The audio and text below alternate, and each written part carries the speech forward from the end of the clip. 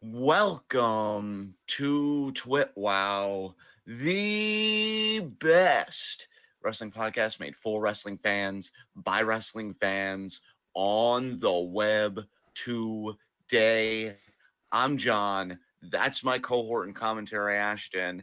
And this is TWitWoW in review number 7. Love that we've already been doing this 7 installments. That's really freaking cool. The week of Christmas. Hope everybody has had a lovely Christmas Eve or whatever holiday you celebrate. So, in general, happy holidays from us here at TwitWow to all of you. And yeah, it's been an interesting week. I mean, for me, honestly, I'm gonna keep it real with y'all. Given that my main hookup in wrestling, what makes me smile the most is Stardom. All I'm thinking about is that we're 5 sleeps away from Dream Queendom. And then just in Japanese wrestling in general, beginning of January is going to pop off. We've got Wrestle Kingdom, obviously the big one. We've even got a TJPW show on the horizon, I believe, January 3rd, the night before Wrestle Kingdom. So, yeah, a lot of stuff on the horizon. But as far as this particular week, not bad. And I've even got some extracurricular stuff I'll get to talk about on today's show, which is interesting. But yeah, brother, how did you feel about this week in the world of wrestling? More mid than usual, honestly. Stardom even was like solid, but not anything special from what we saw this week. I did catch one thing. I actually looked on Stardom World earlier today, and they already got one match uploaded from Year End Climax, and they did a special like Christmas Eve tag team match. So that should be a lot of fun. I'm looking forward to being able to watch that. But in general, I would definitely say that this has been a pretty wrestling week for me, at least. I'm not sure how you feel. Maybe I'm, bucking up against a trend here. No, I would certainly agree. There are some storylines in WWE that are progressing, but it's a shame because given the manner in which they're progressing in some aspects, it has made me lose interest. I'm, of course, talking about the deepening of Alexa Bliss's role in Bray Wyatt's storyline, just as one prime example. Again, though, I will say, man, even in a midweek in the world of wrestling, it seems like the bloodline is still holding it down. I heard Sami Zayn cut a fire promo that really won the bloodline over in storyline. Unfortunately, I still haven't been able to hear it. But yeah, it seems like that storyline is still carrying its weight. But yeah, let's get started. Is there anything you would want to talk about? I guess we'd start with Raw because this wasn't a pay-per-view week or anything. Unless there is stuff in Stardom that you'd like to touch on. I mean, fuck. Because I know we did cover some good Stardom stuff, but I don't really think anything significant happened in Yeah, Stardom this no, week. I wouldn't say that there's anything noteworthy enough to talk about with Stardom. I mean, Dream Queendom's coming up. That'll be incredible. I can't fucking wait for that. But nothing really this week. As far as Raw, since you mentioned it, dude, we got our first intergender match on an episode of WWE television since we've, first in a while, first in quite a long time, I feel like. I know Mark brought up that we did get, I think, Becky Lynch versus James Ellsworth at one point a few years ago. I don't know if we've had anything since then, but Rhea Ripley versus Akira Tozawa was one of the first, I think maybe the second match on Raw this week. Yeah, I was fascinated when it was said that this match was happening. You know what though? It really says a lot about WWE's mindset because it's like we can do intergender wrestling, but we won't go all in on the possibilities of intergender wrestling. We're going to keep it in a very safe spectrum. And in their mind, safe is the woman's always going to win because then they can't claim that, oh, the woman's getting beat up on or it's domestic violence. Like, if the woman comes out victorious, I think Oh, is their kind of mentality about it. Mark again. I don't know how he finds this shit or remembers it or whatever. Sasha Banks versus Reginald happened in January of 2021, so that's not even 2 full years ago. Yeah. But I feel like Sasha Banks won that match per my point. Like, again, I feel like they only do these intergender matches within a very safe spectrum Yeah. in their mind. And again, it's like, I don't know, for me, just because I don't really. It's weird with wrestling because I do believe wrestling as a cultural artifact, right? Can talk about social issues, can talk about, broader issues and take a stand on those issues. And it can make a point. It can be commentary. I 100% believe that. So it's not like WWE as more art, because I've always been of the opinion it's more art than sport. It's not a sport. We've been very adamant about that from the beginning. Art is never value neutral to me. I think art always is sided somewhere or has some message. That said, though, I think that's kind of where the fun is, and you can play with that message. But I feel like WWE is just so scared to go all in because I love the idea that they did Rhea versus Akira Tozawa, you know.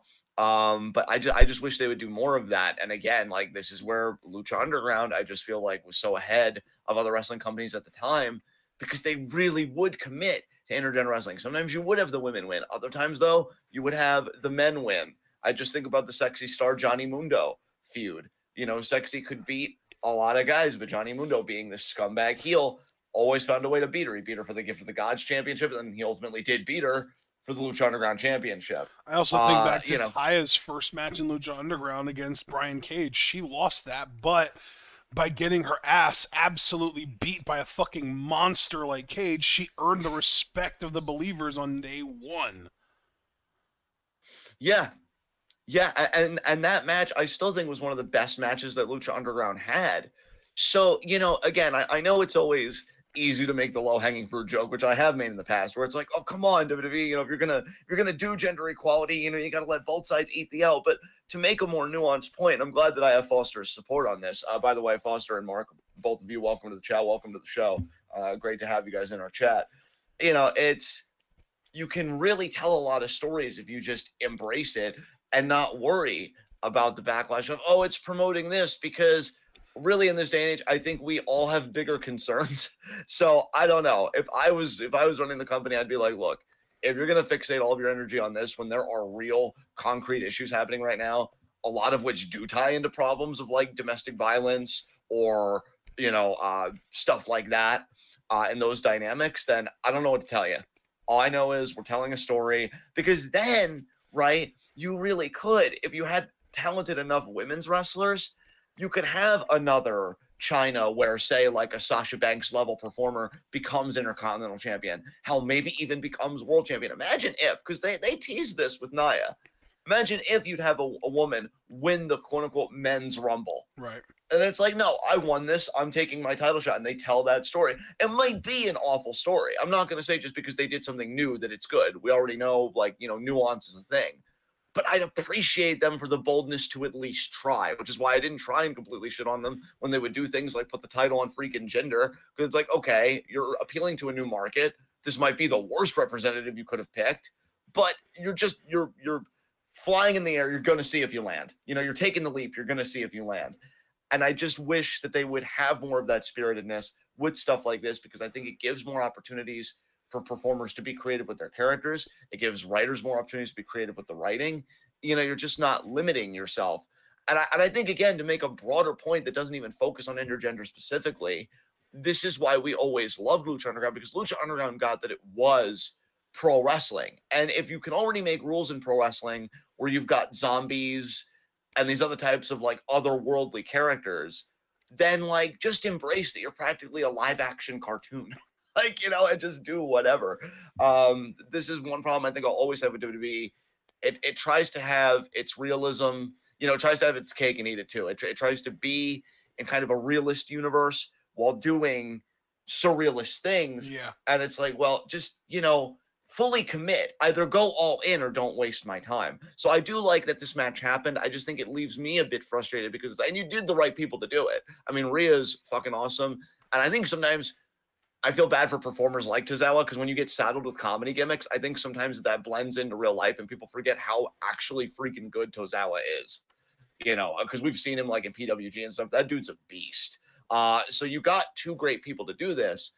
I just know that it's not going to be anything further. This was just like, oh, look at how dominant Rhea is. She can even handle a person like Tozawa, which is great for her, but it's not going to lead to any broader implications, any cultural reassessment within the company. So good for her, though. I will say that much. I mean, totally going into Mania with full steam, I feel like. Yeah. It's going to be amazing for her. Yeah, very excited for her. We had Bronson Reed, formerly now known as Jonah, the man who beat Okada in the 5-star this year, in the G1 this year, I should say, returned to WWE this week to help The Miz retain or regain a bunch of money that Dexter Lumis had taken from him. I don't even know what the ladder match was all about, but helped him win this ladder match against Dexter Lumis. It was a winner take all of some kind. You know what, bro? I loved that was your preface, like reminding all of us that he beat Okada this year. So really, I want you to kind of spearhead this discussion personally, because I don't know. I think you've always been more favorable to Jonah than I've been, which I think is another reason why I want you to kind of lead this one, just with the question that I'm going to ask in a few moments, just because I feel like you'll be fairer to him than maybe I would, and I can own up to that. How do you feel about this for him? Because I know Foster doesn't represent like everyone, but Foster's opinion does carry a lot of weight with me, because I know he'll go to bat for like 205 Live guys. He's going to bat for NXT guys now in the present day. You know that this dude, like, he keeps his heart and his mind open probably a hell of a lot more than I do on certain acts and stuff. But he even said recently that the Miz Loomis storyline, I think he even said, and correct me if I'm wrong, Foster, since you are here, I think you said on the last TwitWoW interview that it was making you even like Loomis less. So I'm guessing, if Foster's anything to go by, that this storyline really hasn't been the best received by people. Do you think this is a great place to debut Jonah? What do you think his ceiling is, like, on the main roster, being a bigger guy and stuff? And just your general thoughts on this for him and his career trajectory and his momentum. How are you feeling about this? Dude, here's my thing. My number one problem with this whole situation, it has nothing to do with Jonah at all. Jonah, Bronson Reed, whatever you want to call him, like, I'm not against him showing up. Like, here's my thing. I don't really get it. Like, I don't really get why he's this, like, lauded after guy. Like, why New Japan sought after him to sign him, to bring him in, and then, like, we're like, oh man, we're invested in this dude. We gotta keep him around, and they let him beat Okada and shit. And now, like, WWE's like, or Triple H specifically is like, oh man, I just gotta have him back on my roster. I don't get it. I don't understand what about this dude makes these promoters want him on their roster so badly.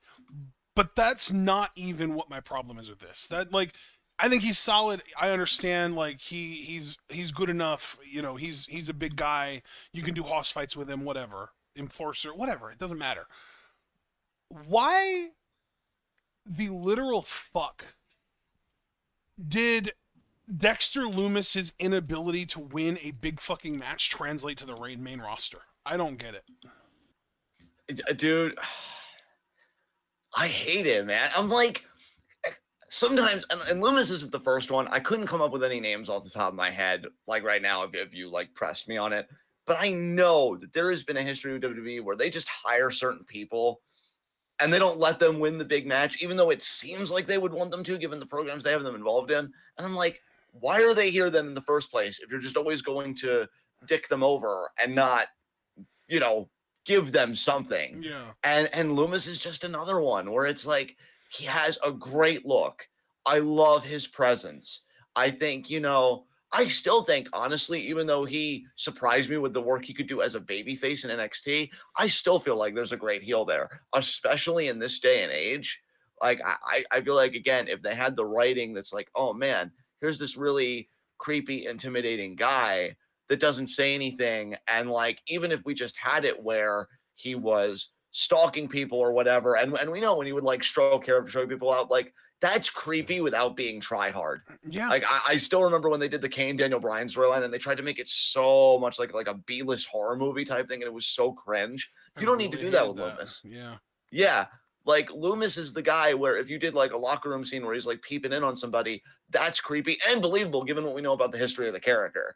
And then, like, again, the stroking of the hair and stuff, it's like, is he petting them after choking them out? Like, what the heck? It's like, it's unnerving. And so I feel like there's still an amazing heel there.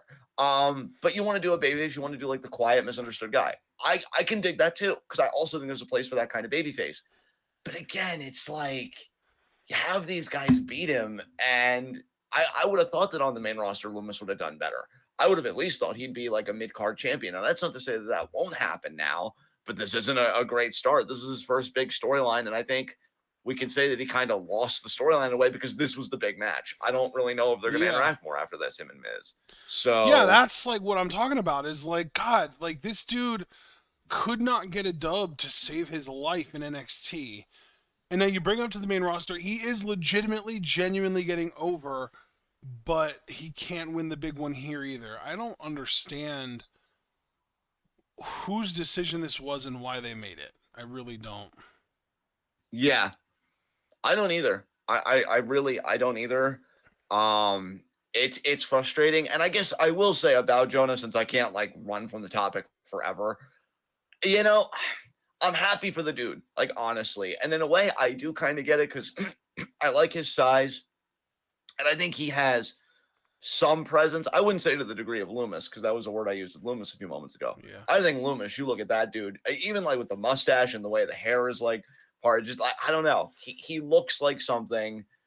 He looks like that joke again when it's like, my stepdad's truck or whatever, and he's just working on the truck, and he's got that like creepy energy about him. But then again, you can do the complicated babyface thing, like I just said. But Jonah, he's a good monster. I really think he could be like a solid monster. But even if you're a Jonah fan, I don't know if I'd be thrilled about this being the debut, honestly. Like, personally, I even have to wonder if he would have been better on SmackDown, because on SmackDown, dude, you got fucking Braun Strowman, you got Gunther, I don't know. You could have been a part of that mix, and then maybe SmackDown could have even gotten like a Haas triple threat or whatever with those guys, because they're going to want to do. We've been saying over and over, they're going to want to do Gunther, Strowman, and all that stuff. Yeah. On Raw, they've got us, and that's cool, but I don't know. I feel like Jonah would have been a better fit on SmackDown. I feel like Raw, I'll even say, I feel like Raw is the wrong brand for him, personally. So I don't know what's really going to happen from here. But yeah, Miz gets the money back. And Good you know for him, what? I I'm going guess. to even double down here. Foster has a solid point. I think that it's a waste to, have all of these interactions that they've been having with Loomis and Gargano and not do any work to kind of fill in the gaps on why those guys know each other from NXT. Yeah, for me, I do think Foster makes a salient point, and I want to thank him for making it, because I agree with you on that. For me, I can understand wanting to trust your viewers, and especially longtime viewers, and like trust that they watch everything, but you shouldn't always like do blanket trust with this kind of programming. At the very least, you should do a video package. You should have them do a segment in the ring together and be like, oh, in case anybody doesn't know about our history, we put together a little something for you. We put together a home movie from the Gargano family. And I even agree with Foster, his last statement. I know Indy's still down in NXT, but here's the thing. To me, that's become a completely moot point now. Because if Indy wasn't going to be the one to beat Mandy for the title, why is she still here? Because there were times where she brushed shoulders with Mandy in Toxic Attraction. And I'm like, oh, are they going to give Indy this? Are they going to give her ending the long reign of the heel? Like, that's fucking huge for her. And we know Indy's got the talent to do it. And that's nothing against Roxanne Perez, because, obviously I think she's going to carry it very well. But if it wasn't going to go to Indy, why is she here? Because unless she's going to turn heel, which I have no interest in, by the way, because I actually really like Indy as a babyface, and I think there's like some understated upside there, if I'm being honest. I don't see what the point is. So call her up, get that reunion. We already know Candice is on Raw too, so you'd get the way back, and then you can either do them as a babyface faction, standing up to heels, or down the line you could turn them heel. And they did gold with that. And now you've gotten rid of Theory, which I didn't even think Theory was a bad part of the group. But, like, you got Theory, Clearly whose stock has kind of gone down. You can kind of replace him with Loomis. Yeah, exactly. This is like the Way 2.0. And I would stand by the 2.0 because it is an upgrade. More like, yeah, that's what it is. It's more like the Way, you mean the Way better. Yes. Yeah, no, but seriously though, like Indy is a vital part. Candice has not, as far as I able to remember, as far as I can tell, Candice has not interacted with either one of them at all. She's literally Johnny's wife, the mother of his child, and they haven't interacted at all. Dexter and Johnny are just pals for no reason on the main roster. Like that's That's lazy storytelling, in my opinion. And just taking a step further, I think it's also worth noting that, yeah, sure, there's lore there from NXT, but NXT also has like a third of the viewers as Raw. So you're Yeah, leaving 2/3 of your audience out to dry on why these two guys are buds. exactly. Javaris is correcting me, saying that Candice and Johnny have interacted. So appreciate that, Javaris. That is good to know. I didn't know that. I haven't seen it. So if it has happened, it's just a rare thing. It doesn't happen often. Right, right. Yeah, I don't really think I have anything more to say about this for the time being. So I guess we can move on to the next topic for Raw, if there are any other topics on Raw, because I know we got this, we got fucking NXT, AEW, and SmackDown. So is there anything else on Raw No, that should not be for touched me on? at least. I would say not for me either. So I guess we'll move on to NXT, if that's okay, or did you want to do AEW first? Well, actually, no. This would make sense, and because NXT comes before AEW, Yeah, so next. I mean, if yeah, you, dude, again, I want to emphasize, I don't care about chronological order in this show. that is true. That is true. What I care about is Did I even passion. If you're passionate about something, we'll talk about it first. see anything from NXT this week? I don't think I did. So it would be unfair to even try and talk about anything from NXT this week. Um, but I don't really know if I saw anything from AEW either this week. But I know you always have it on in the background. So even if like you wanted to talk about something from AEW, or like, is there? I mean, again, fucking chronology. Is there anything passionate? Because again, the only thing I did want to check out that I'm kicking myself that I didn't was Sami Zayn's promo, and unfortunately, I didn't get to hear that. But apparently, the Bloodline had a great week this week, even if we just consign it to SmackDown. Um, I'm really excited for that tag match next week. I will say that. And I know Sean did request us to react at the very least to that tag match on the 30th. Yes. So I mean, I we'll thought he be. reacted, or he requested that we just react to that whole show, honestly. And then I replied because he's like, unless you guys want to do the whole show. And then I'm like, well, I feel like the tag match is probably going to be the biggest part of that show. So I don't know if he was like okay with us doing the tag match. We could do the whole show. It doesn't really matter to me. But I'm like, I feel like our reactions, I told him, would be the most hype just on the tag match because it's Right. John Cena getting his match in for the year. I still believe that Kevin Owens is going to pin Roman Reigns. I'll be curious to see what the finish of that tag match is. But yeah, I am excited for the tag match next week. Again, even like WWE's affiliate channels, like WWE on USA, they uploaded, and I actually like those affiliate channels because they'll actually upload full segments. They'll upload like much longer clips than the official WWE YouTube channel. They're like, oh, Sami Zayn made the Bloodline proud. And yeah, you could even see in the thumbnail, Sammy's like talking his shit, puffing his chest out, and Roman's apparently smiling in the background. So I need to go back and listen to this promo. It was awesome. I actually did. So you did hear this promo? Yeah, I did. Damn, I'm so jelly, dude. Because like I really wanted to hear that promo for this show, but I just didn't get the time. Low-key want to react to it to you guys, but I know that would take too much time. No, yeah, it was Sammy basically just like talked about how he can't fucking get rid of Kevin Owens basically, and how he found his family, and he basically just can't get Kevin to leave him alone because he feels like Kevin feels like he's not done with Roman, and that whole situation. So yeah, it was a really really good promo. It was really good stuff. He built up to the Roman versus Kevin feud. If Sammy at any point wants to retire from in-ring action, as tragic as that day will be, I just hope that he sticks around as a manager because he's so fucking good at talking. Dude, Sammy is the type of guy that like he's a coin toss, honestly, because he's doing such amazing things with Sammy for Syria that like I could understand if Sammy's like, you know what, I had my time in the business, but I'm more than the business. Yep. And so like I want to go and I want to discover more of myself, or I want to give more time to parts of myself that like I only maybe was even able to give 70% to, but 100% is going to make this insane. I could totally see him being that guy, but if he would want to be a coach, a manager, hell, a fucking commentator, like whatever he would want to do, he is so goddamn good at this business. Like the funny thing is, I feel like Kevin is that type that he'll stick around. And Kevin's amazing too. I'm not trying to shortchange Kevin, but Sammy, I think with the work he's doing now, it really is on that transcendent level. When you're talking about that this guy should main event WrestleMania, and here's the thing, Kevin got to main event WrestleMania this year with Stone Cold, and I was very happy for him.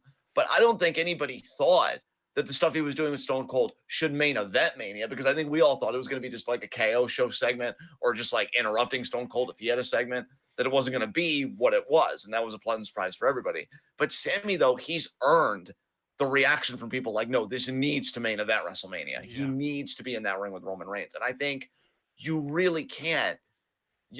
That work is just incomparable. So, like, if a guy like that would stick around in this business, it really feels like, you know, if we're just comparing Decembers, it feels like December 2022 Sami Zayn is almost comparable to December 2013 Daniel Bryan.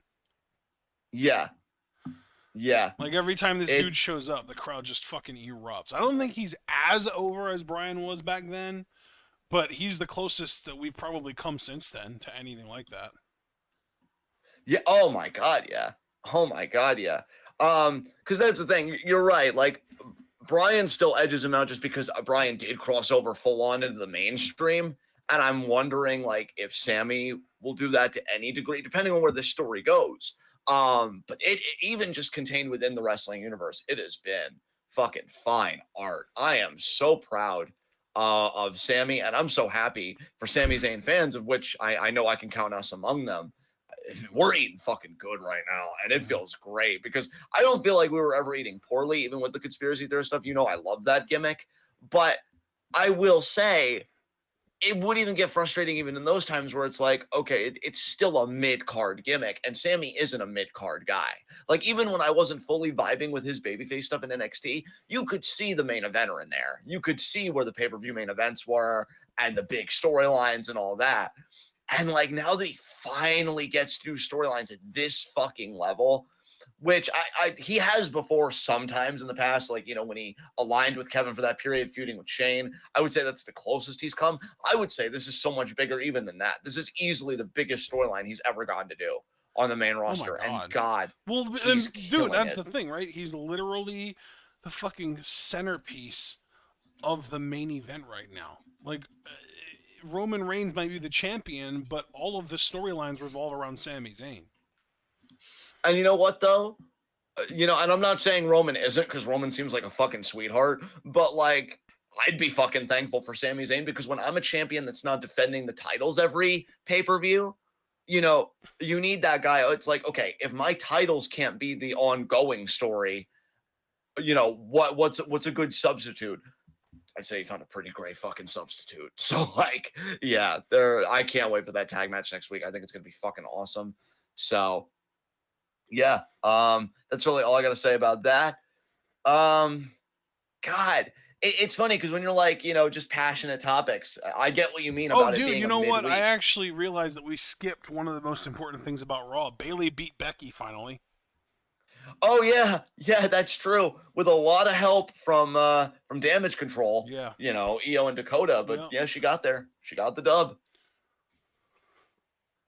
I don't know what this means though. Like, because I guess this does give the feud a reason to continue though, because now Becky has to chase Bayley and get her, you know, get her comeuppance. So this was smart, and finally they gave Bayley something. Jesus fucking Christ. Yeah.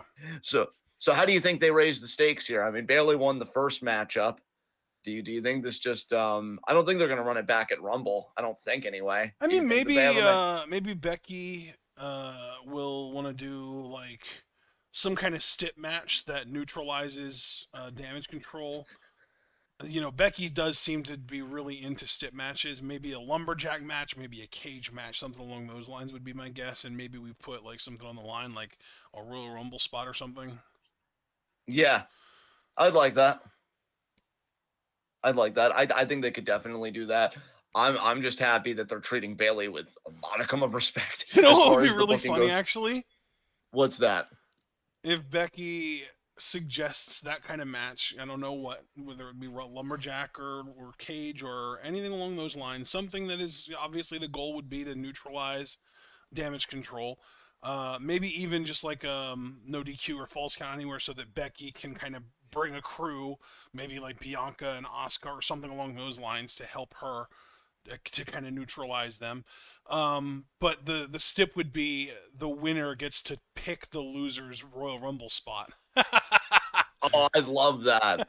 Every year, man, and especially you always spearhead it. Like, just we want us to do more creative things with like Rumble and Rumble numbers, and they're Yeah. just like, nah, we're good.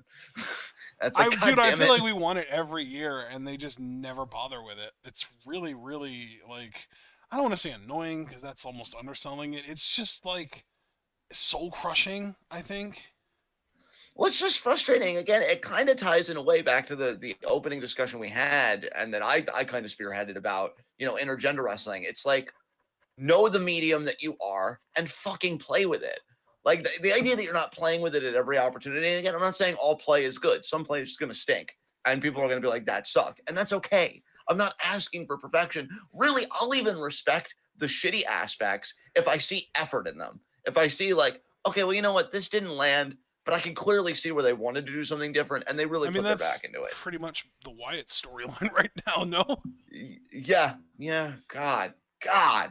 And maybe I should, because I can clearly see that they're telling a more long form story here. So maybe even the idea that somebody like Alexa, who already has gotten everything in her career and really didn't need anything else ever again, and she could have been in the mid card the rest of her career, and she still would have had a better career than most women's wrestlers, being in this, it does infuriate me, obviously. But we'll have to see where they go with it. But yeah, I just, when it comes to Rumble, like you're talking about the opportunity to go to Mania, which in your universe is the biggest thing. Like everybody should want to do that every year. And even if you've already Yep. done it once, you should want to monopolize that shit every year. Yep. And it's like they just don't play with that. They don't play with the road to WrestleMania. It's frustrating. But yeah, I did see NXT, like a quick recap of NXT. There's literally nothing on this recap that interests me at all. Um, just to go over it really quick, I saw that the show opened with Carmelo Hayes versus Axiom. I love Carmelo, but I don't give a fuck about Axiom. yeah, I saw that they did Nikita Lyons versus Zoe Stark. That sounds horrible to me. They did Kaden Carter and Katana Chance versus Toxic Attraction versus Avi Nile and Tatum Paxley for the NXT Women's Tag Titles. I don't care about most of the people in that match. They did an in-ring segment with Apollo Crews. I don't have a problem with Apollo. I think he's cool, but I've never been a fan of him on the mic. I thought that he was at his best on the mic when he had the fake African accent, really representing his Nigerian background. I thought that was cool as hell, but he doesn't have that anymore, so my interest in him is kind of waned.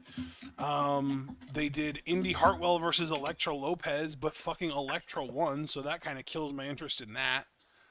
They did Sol Ruka versus Alba Fire, but the match got basically never really happened because Isla Dawn attacked Alba Fire before the match got a chance to even start. I literally, every single one of those names, Sol Ruka, Alba Fire, Isla Dawn, I don't care about any of them.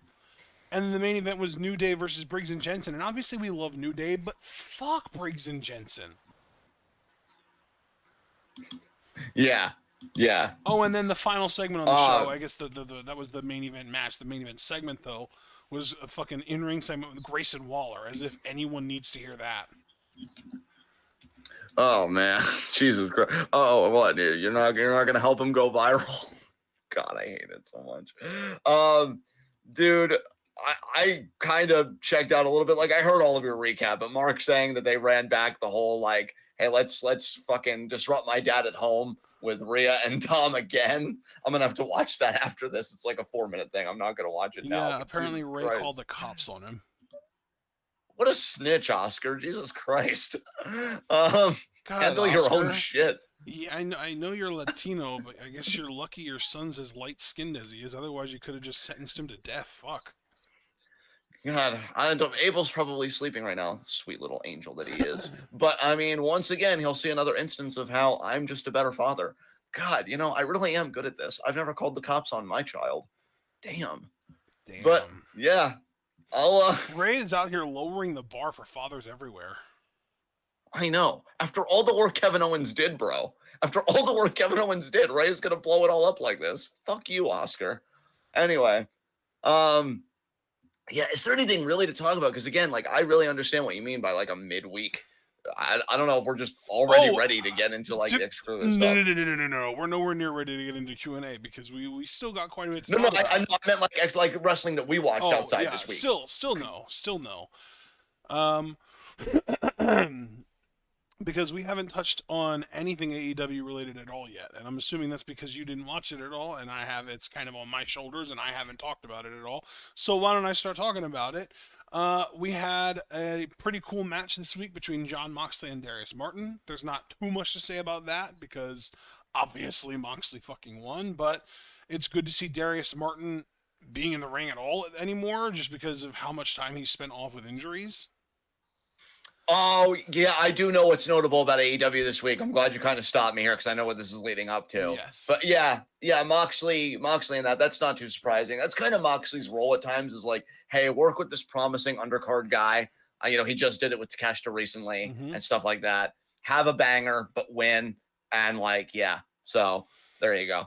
In AEW makes at least one truly disgusting decision every week news. The Guns beat FTR. Jesus Christ. Again, having not watched the product, having no context, this and that, I want everybody to take my criticisms with a grain of salt.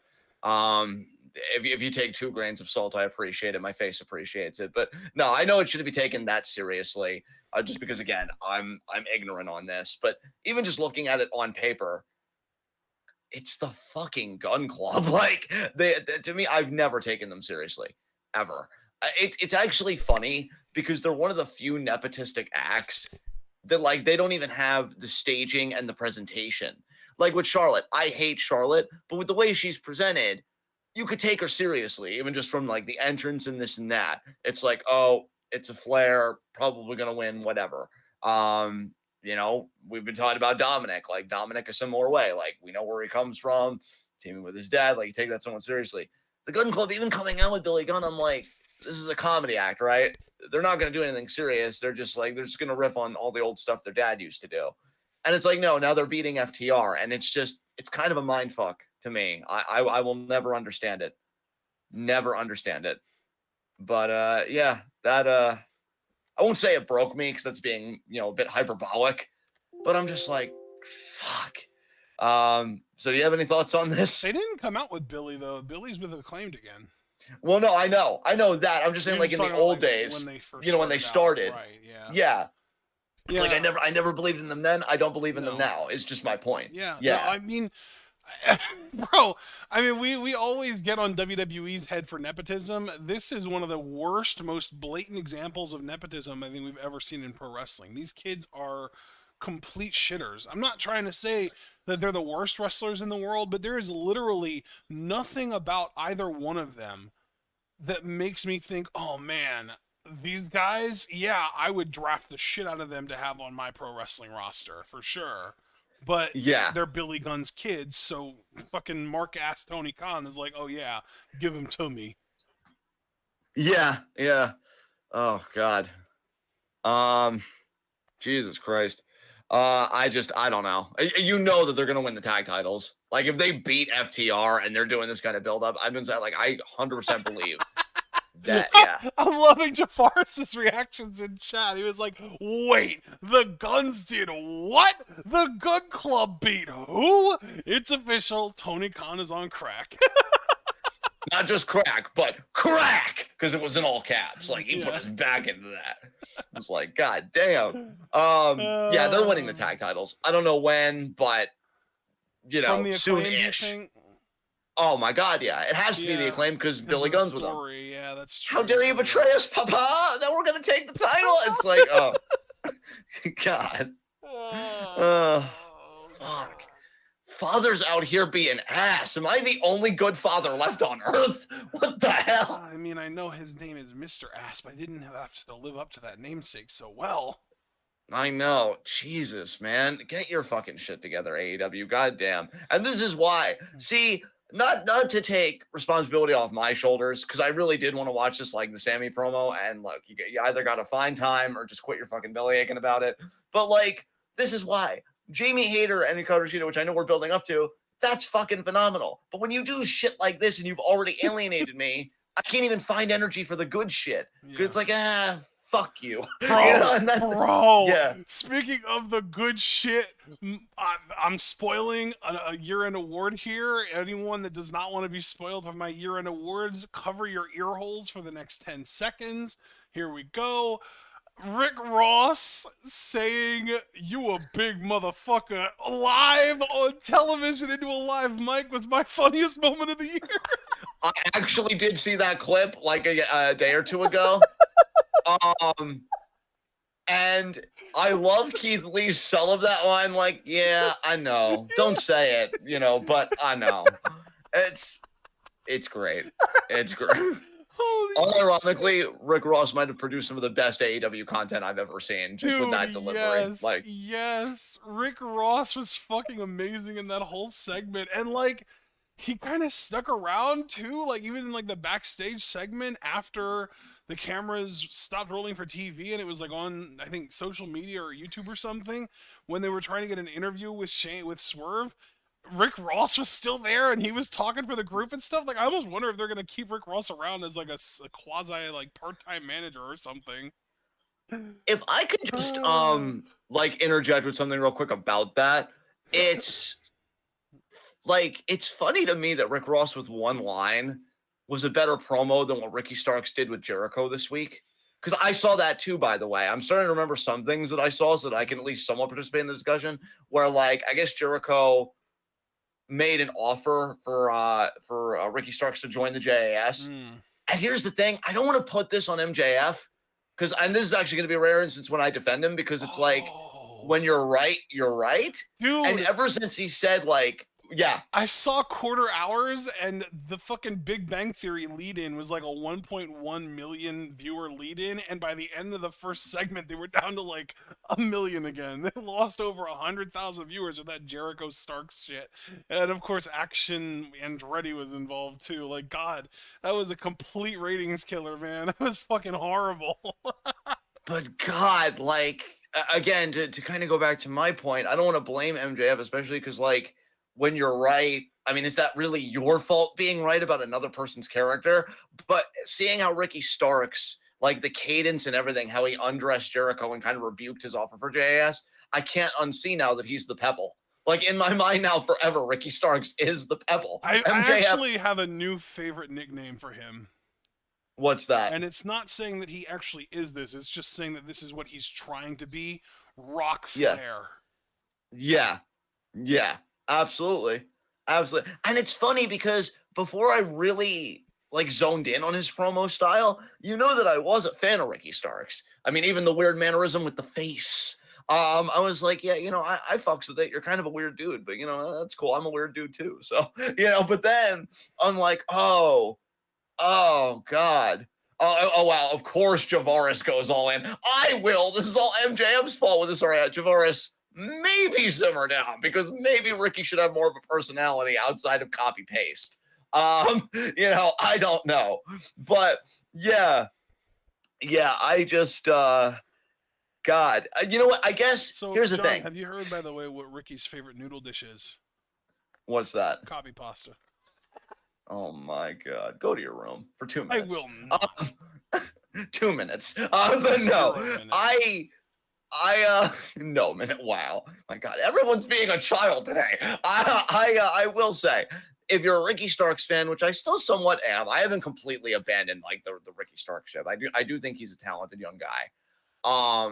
It is a good thing that even though he lost this world title like mini program with MJF, he doesn't immediately go back into obscurity. Because I genuinely did see, dude, on Twitter and stuff, a lot of like fans were worried about that. They're like, AEW, please don't like have Ricky lose this and then just go MIA for like several months or whatever. So the idea that, you know, he's doing the program with Jericho, I'm happy for them in that way. But let's be honest, because it would be contradictory from the conversation we just had last week.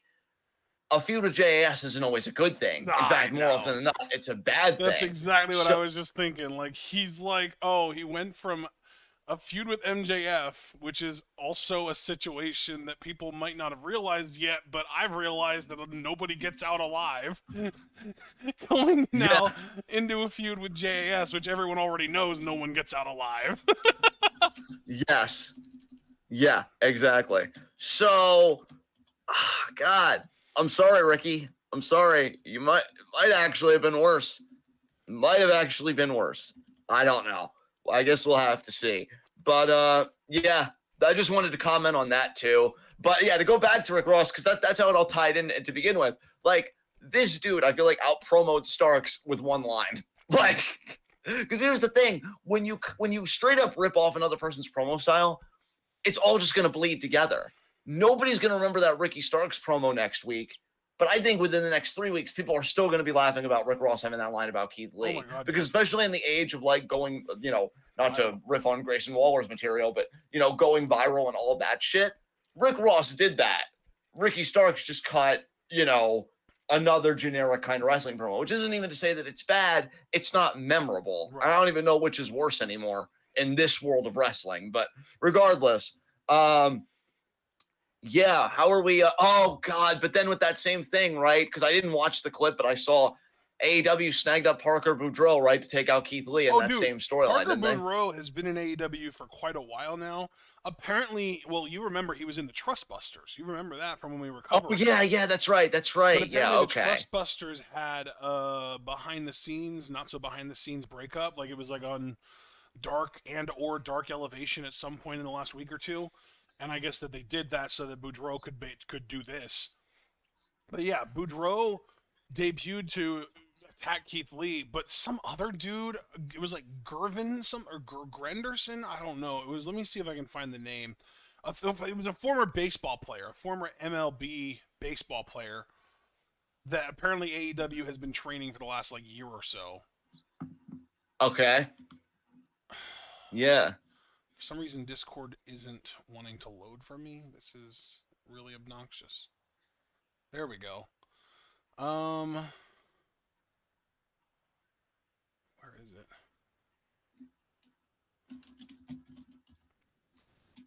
Here it is. Grandin Goatsman.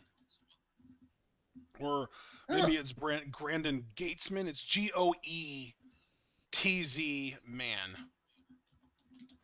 But interesting. He's 30 years old. He's been training with AEW for about a year now. He was actually a second-round pick by the Tampa Bay Rays in 2011. Played professional baseball all the way up until last year when he played in Mexico. He's listed at 6'4". Yeah, so he's been training at Jay Lethal's school, and apparently there were plans to debut him the last couple weeks in advance. And he was also backstage on AEW Dynamite back on October 10th.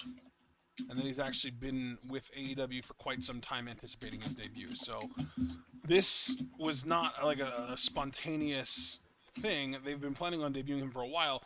I guess the spontaneous thing is that he's getting paired with Swerve now, which, why the fuck they're using a long-form story between two black men to try and get two random-ass, big, chunky, muscly white dudes over? I don't fucking know. Oh, God. When you put it that way, it makes it even worse. Because, like, this is going to be a really weird parallel. And forgive me, people. Again, this is why I say, just selectively listen to me. It kind of reminds me of, like, the controversy that the Pixar movie Soul had. Now, I actually ended up liking that movie. I know you and I watched it together.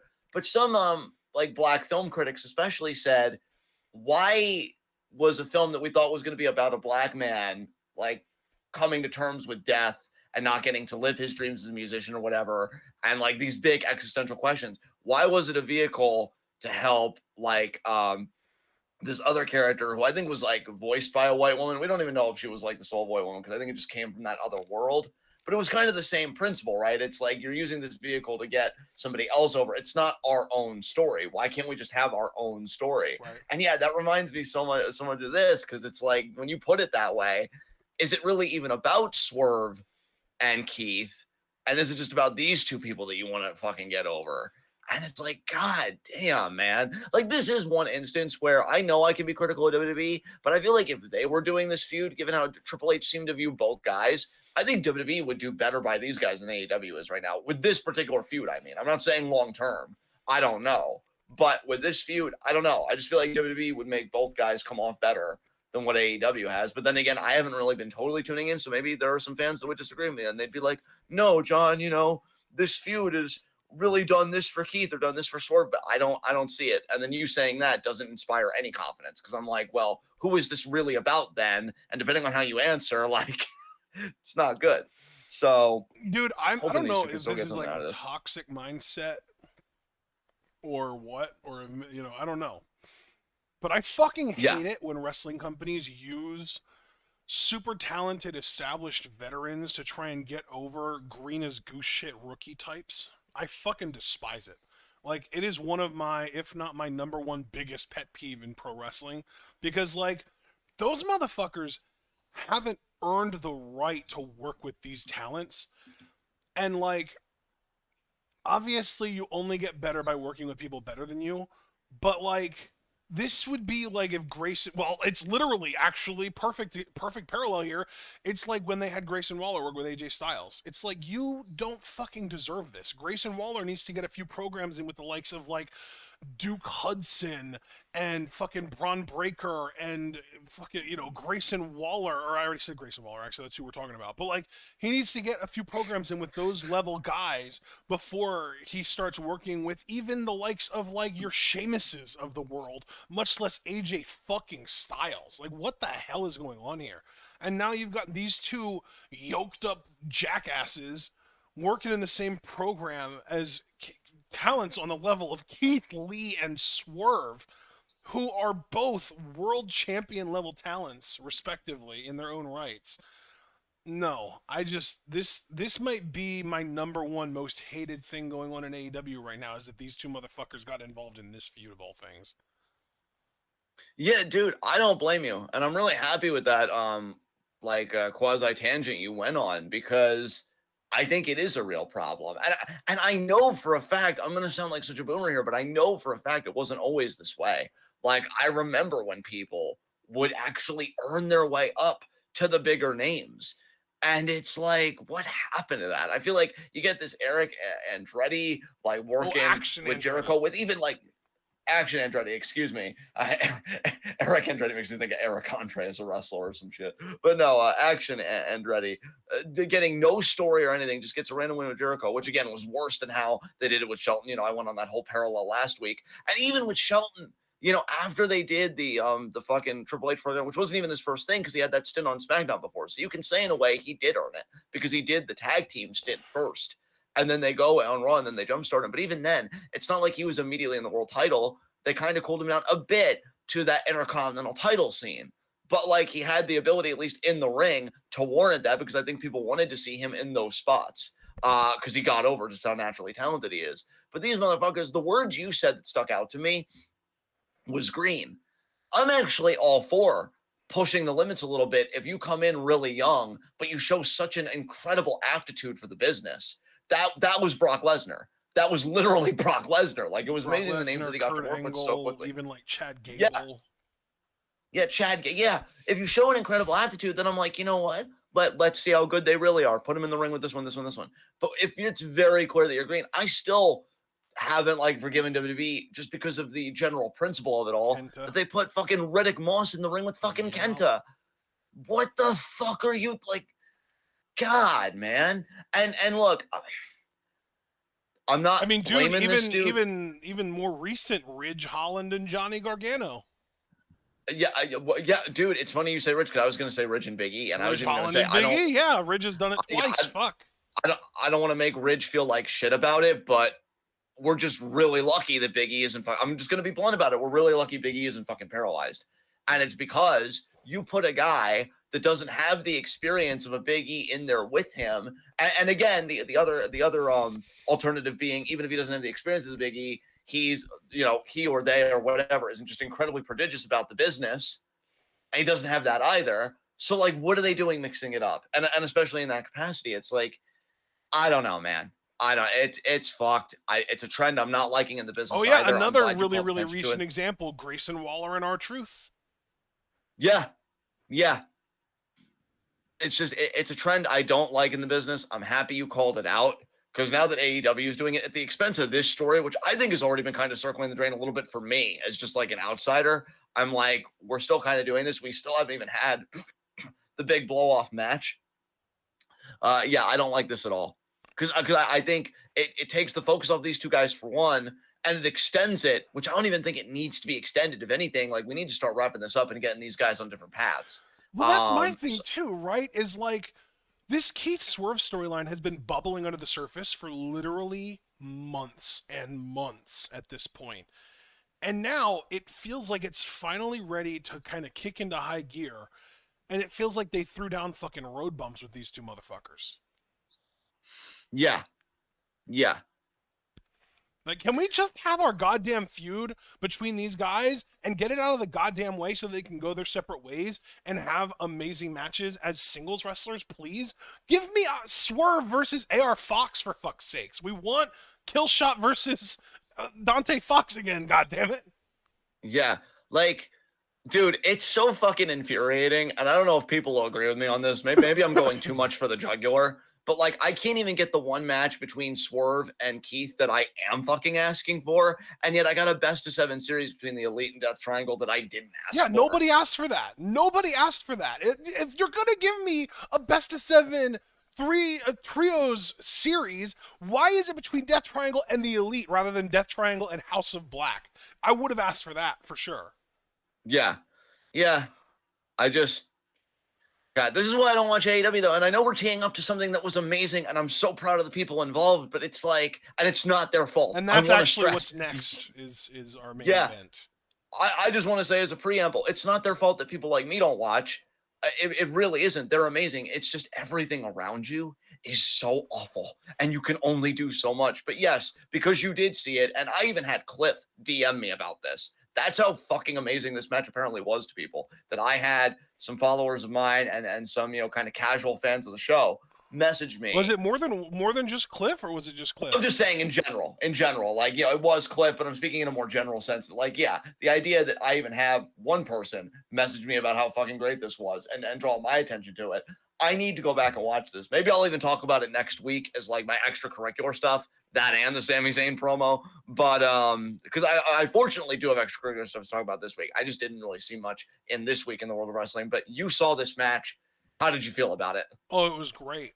It was great. They basically worked a Joshi match here, man. It was strong style, very stiff, lots of great strike exchanges.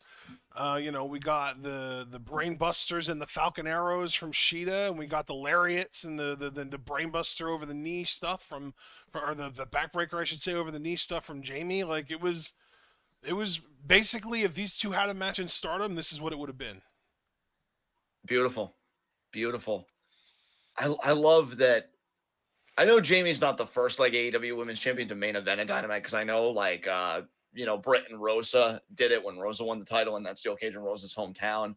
But I feel like this was more significant in a way, though, because it was not in neither one of their hometowns, obviously, because Jamie's from like the UK and Britt's from, or excuse me, Hikaru Shida's from like Japan. So in a way, this is even significant because it's not even like hometown pandering or whatever. It's just, no, we know that these women are really freaking good. Yep. And let's have them go out there and do the damn thing. So I'm really, and I'm, again, I want to see this match. So I've got a little to-do list. Sami Zayn's promo and this match. I'll probably get around to it, even if not, this week, sometime soon-ish. I'll definitely want to get to this. Dude, I don't know what excites me more as far as the reception of this match goes.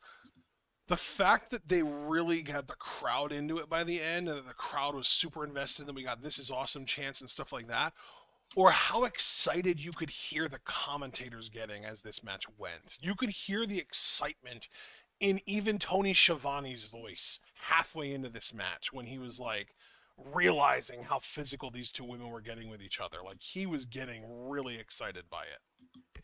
Yeah, that's beautiful, man. Yeah. That's fucking beautiful. That's wrestling at its best to me.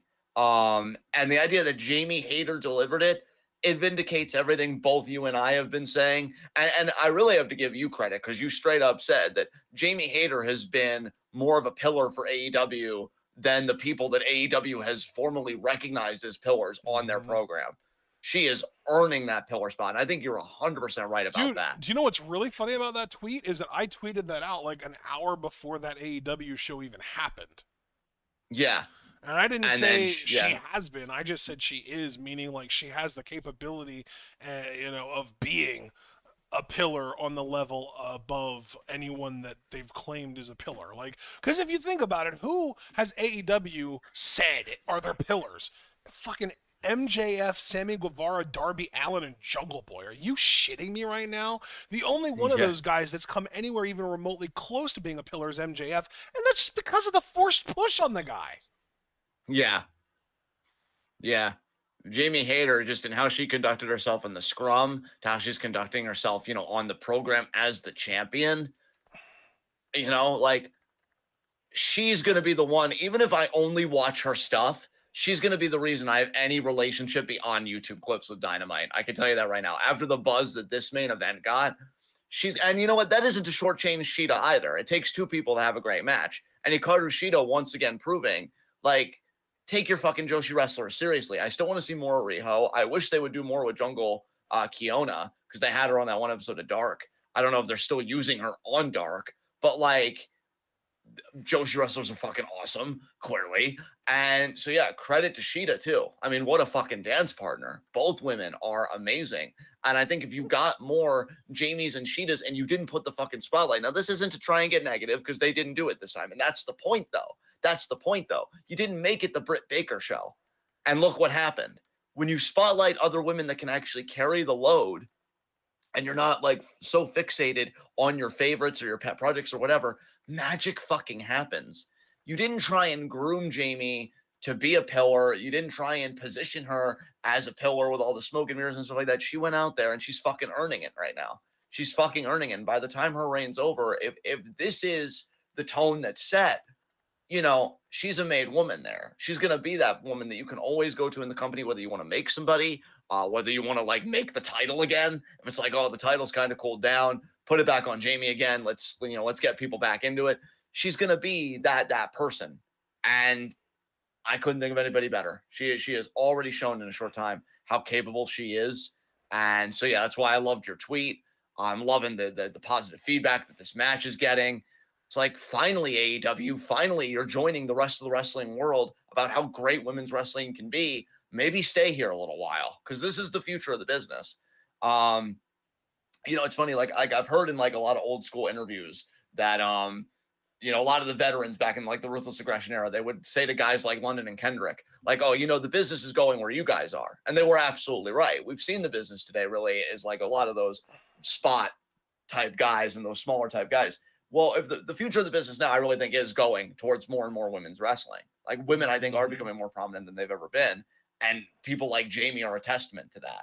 So embrace that. Embrace the trend. Be a fucking, well, I wouldn't say early adopter at this point, but just be an adopter, period.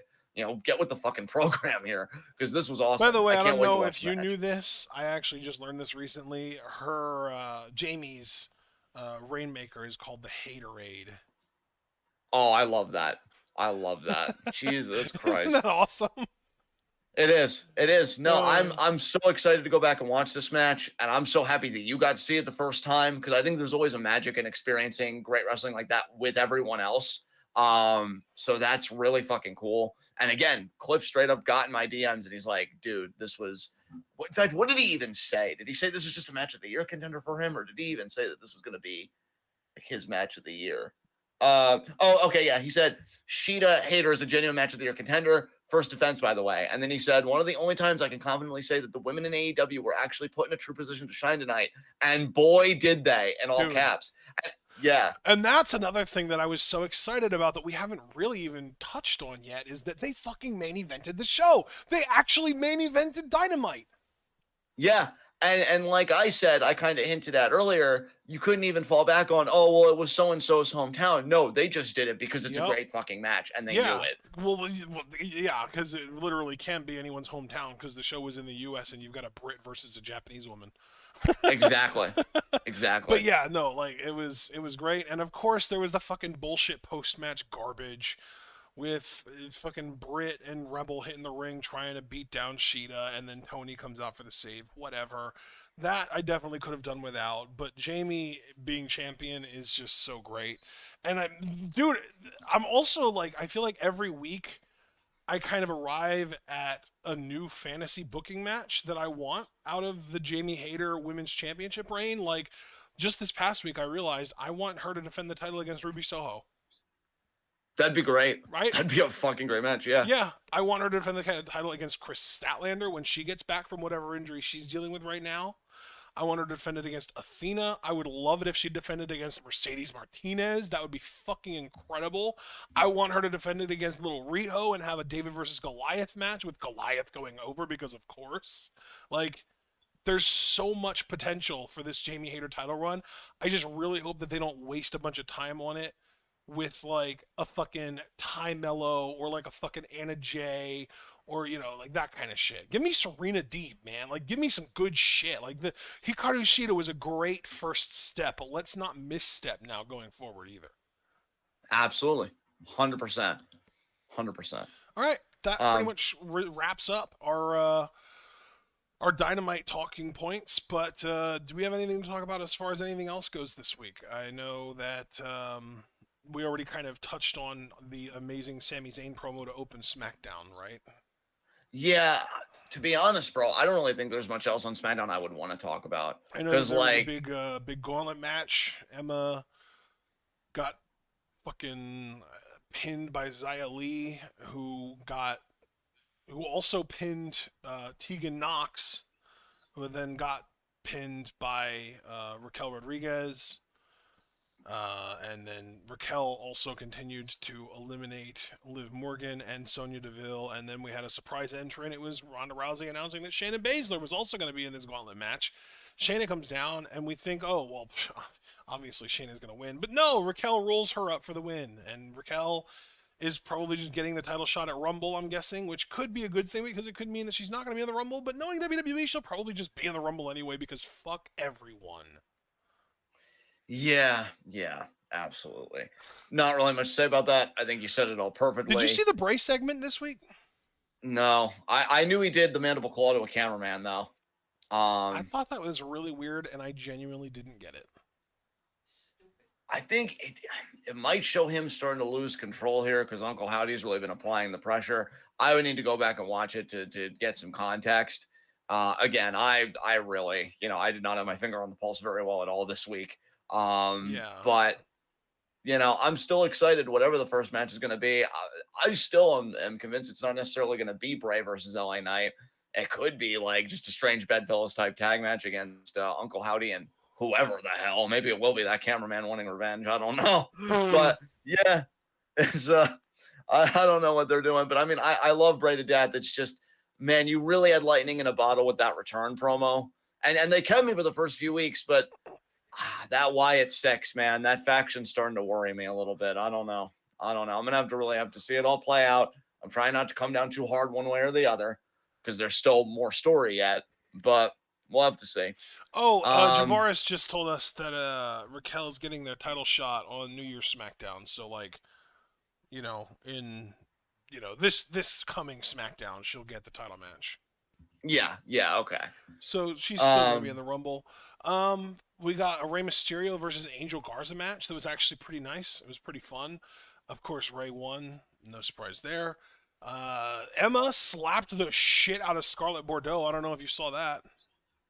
Yeah, it's funny because you talked about the Rey thing and then Emma slapping Scarlett. Is Cross no longer doing the program with Rey? No, like a few weeks ago, Scarlett and Cross were watching the Rey Garza match. Like, they were like in the stands watching it. Oh, okay. Man, Ray's got a lot going on. Like, he just called the cops on his kid, and he still got this guy that's like, I'm gonna hunt you, Ray. It's like, who even are you? Were you that extra from Greece? No, I'm Karrion Kross. Oh no. Oh yeah, I remember you. Were you that lame duck NXT champion that got injured? I want it back. Yeah, I don't remember that. Nobody remembers that. But yeah, or at least nobody wants to. Yeah, like, dude, I feel like Ray. Again, I give him a lot of stuff, but I know we can also be serious. And it's like, I'm sure Ray outside of it, he seems like a cool dude. He seems like a sweet dude. Loves wrestling. Just wants to clog in, clog out. Ray doesn't seem like the type to politic. Like he's always seemed like he's willing to put people over. If Ray ever wanted to politic, I'd give him a pass on this one. If he just went in and is like, I'm not working with this fucking dude. I've seen this dude. He's a shitter. He's not gonna. I'm not wasting my name on this. Yeah. Just when you guys are gonna give up on him again within like a year, because that's kind of the vibe I get with him right now. You gotta remember though, Triple H never gave up on him. Yeah, that's true. It was Vince. It was Vince that gave up on him. Triple H never gave up on him. Hunter, I used to believe that the nose knows, but now I don't knows. So, yeah, I don't know. I'm done with SmackDown. If you're ready to move on to Rampage. Oh God! Rampage. Yeah, we never usually talk about Rampage. Does something happen that you want to talk about from Rampage? AR Fox and Top Flight won a big old casino battle royale for $300,000, and I'm guessing the right to challenge for the trios titles at some point, maybe, hopefully. Oh well, that's cool. I'm just happy AR Fox is getting consistent work with the main promotion. Yeah. Fuck yeah, get your fucking bag, King. Yeah. God damn. Yeah. So that's awesome. Yeah, that's about it as far as I'm aware. I know the main event was fucking Jeff Jarrett and Jay Lethal versus Daddy Ass and Anthony Bowens. Oh my God. But that's all I wanted to say. That's all I wanted to say. We're good. Let's move on. All right, so now I guess to our extracurricular stuff this week, and I have stuff to talk about. Nice. I actually also have stuff to talk about, but I want you to go first because you're way more enthusiastic. So I did something a bit different this week. I probably even watched stuff outside of this, but this is the stuff that's like most sticking out to me.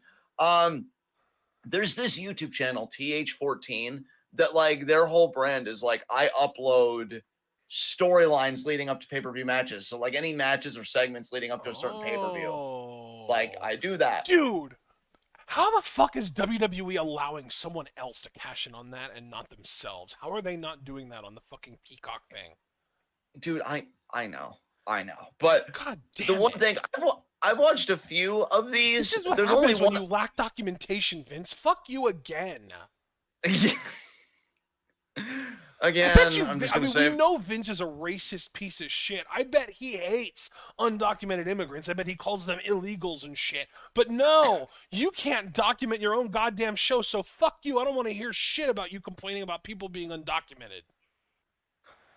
You know what? Normally it'd be weird flex, but okay. But I know what you were trying to do from beginning to end. So proper flex and great job. Yeah, this motherfucker's out here, supporting Donald Trump and shit. It's like, no, fuck you.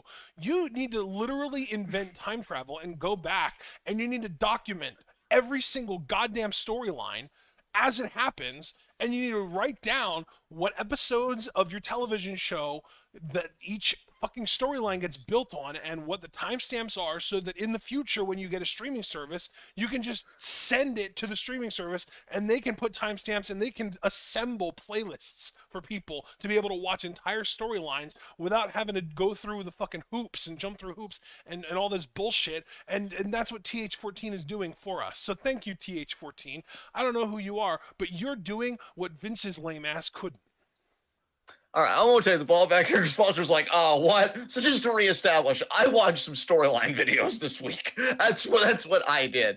I watched JBL versus Batista, Great American Bash 2005. I watched a little bit of Batista versus Mr. Kennedy from Great American Bash 06, which was really supposed to be Mark Henry. But the big one I want to talk about, the big one that I'm actually going to give the most time to, Triple H versus Randy Orton for WrestleMania 25. Now, here's the thing. God. I even remember this one. Was this the one with the IED and the break-in into the house and shit? Yes. Yeah. Here's the thing that I learned from watching this. Okay, and obviously there's going to be some humor in here because I'm me and I'm a child. So, great story. Unironically, great story. Randy Orton has an underrated memeable face. You guys need to go back and you need to watch this video because some of his faces in some of those segments, serial killer. Like serial killer creeper, like he is on something. He is like his eyes bugging out of his skull when he knows he's doing damage and he's like, yeah, I know they bleed. And it's like, whoa, dude, whoa. Like, Now I know for sure that you tortured squirrels in your childhood. What the actual fuck is going on here? Also, side note, and I really, really wish Abel was here. Jesus Christ, was Randy a horrible surrogate father to Legacy? I mean, god damn, dude. Like, holy shit.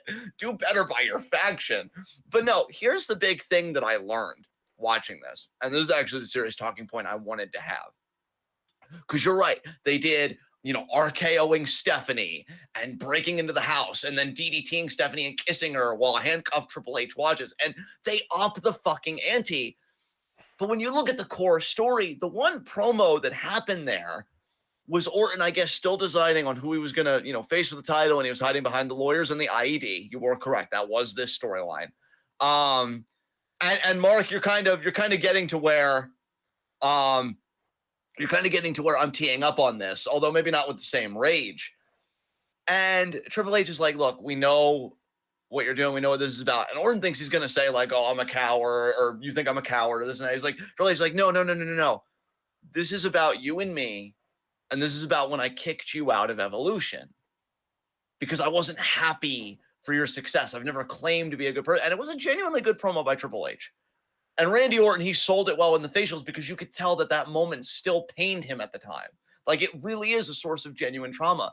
And again, we just said very early on in the show today, again, especially with Rhea and Tozawa as our jumping off point, that wrestling is more of an art than a sport. It's complete theater to me.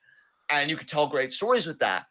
And it made me realize that, it doesn't even matter if a person is a multi-time world champion, because if the story is there, if the story is good enough, you can want to see them win the title again. And even knowing the result, watching the storyline leading up to WrestleMania 25, I wanted Randy to win. Because to me, having been a longtime viewer, and when you get to be the kind of theater that pro wrestling is, you should reward longtime viewers while not alienating casuals. If you can do that, you've perfected your art, as far as I'm concerned. You remember the betrayal. You remember the storyline after the betrayal and how Orton lost that story. He lost that feud then. You want him to win now because, he has the experience. He's got legacy. He's got all this. And you realize that, unlike the CM Punk MJF story where they tried to hint, even though I'll give AEW credit for this, I guess maybe, I don't know, where it's like, no, we're not really trying to say that CM Punk created MJF. Triple H 100% created Randy Orton. And I would have liked if they maybe leaned into that a bit more. Like, oh, this dude, this traumatized dude that's now punting fucking people and being just so fucking violent. Like, you did this with him because before you happened to him, he was just a cocky, brash, nepotistic little shit. And then he trusted you. You kind of molded him into this superstar. He thought he had a friend and a mentor in you, and you stabbed him in the back, and that was too much for him. And that's a fascinating fucking idea. Like, you did create this. And then him losing to Orton, you can look at it one of two ways. It's like, oh God, not even Frankenstein can stop his own monster. Or if you're like a big Orton fan or just take a different tag to the storyline, it's like, wow, Randy got his healing by humiliating Triple H at WrestleMania. And like, yeah, it just goes back to me that like you'd think Orton at this time, people would be somewhat sick of him because he had a few world titles under his belt. Hell, the funny thing is, this was the best story Triple H and Orton had, but I still feel like the best match they had was No Mercy 2007, where Orton won in that last man standing match, which was completely unprompted because remember, Cena was supposed to be in that spot that year, but he tore his pec. So he couldn't do it. So I feel like they had better matches in that period, even though WrestleMania 25 was the best story easily that they ever had.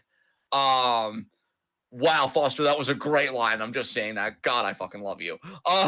But no, it's like, even though Orton's already had world titles, quality over quantity.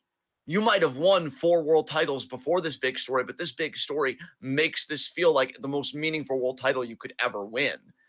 And I realized that I don't have a problem with people winning multiple world titles, either Flair with his 16, John Cena with his 16 now, whatever. I just always want a good story to it. I never want a title to be hot potatoed, and I never wanted to just be, oh, well, it's just because you are you. I always want there to be a story. I always want, like, why do you need the title? Hell, even Undertaker, to his credit, with his character later on in his career when he very clearly didn't need any more world titles. Merry Christmas, Hazardous. Thank you for popping in. That was really sweet. He said, as like a character reason, this championship is a lure. And I get more souls when I'm world champion. And that's what I'm really after. The world title, that's a conduit to my real prize, the souls of other people. And I like that. I actually thought that was genuinely clever. That's a genuine motivation for that type of character to want to be champion over and over and over again. Because if you don't have the title, who's going to want to fuck with The Undertaker? Just people, I guess, wanting to make a name if they feel bold enough. But if you're world champion, well, everybody's going to want that because it's money, it's promotions, it's everything. If I could just beat death.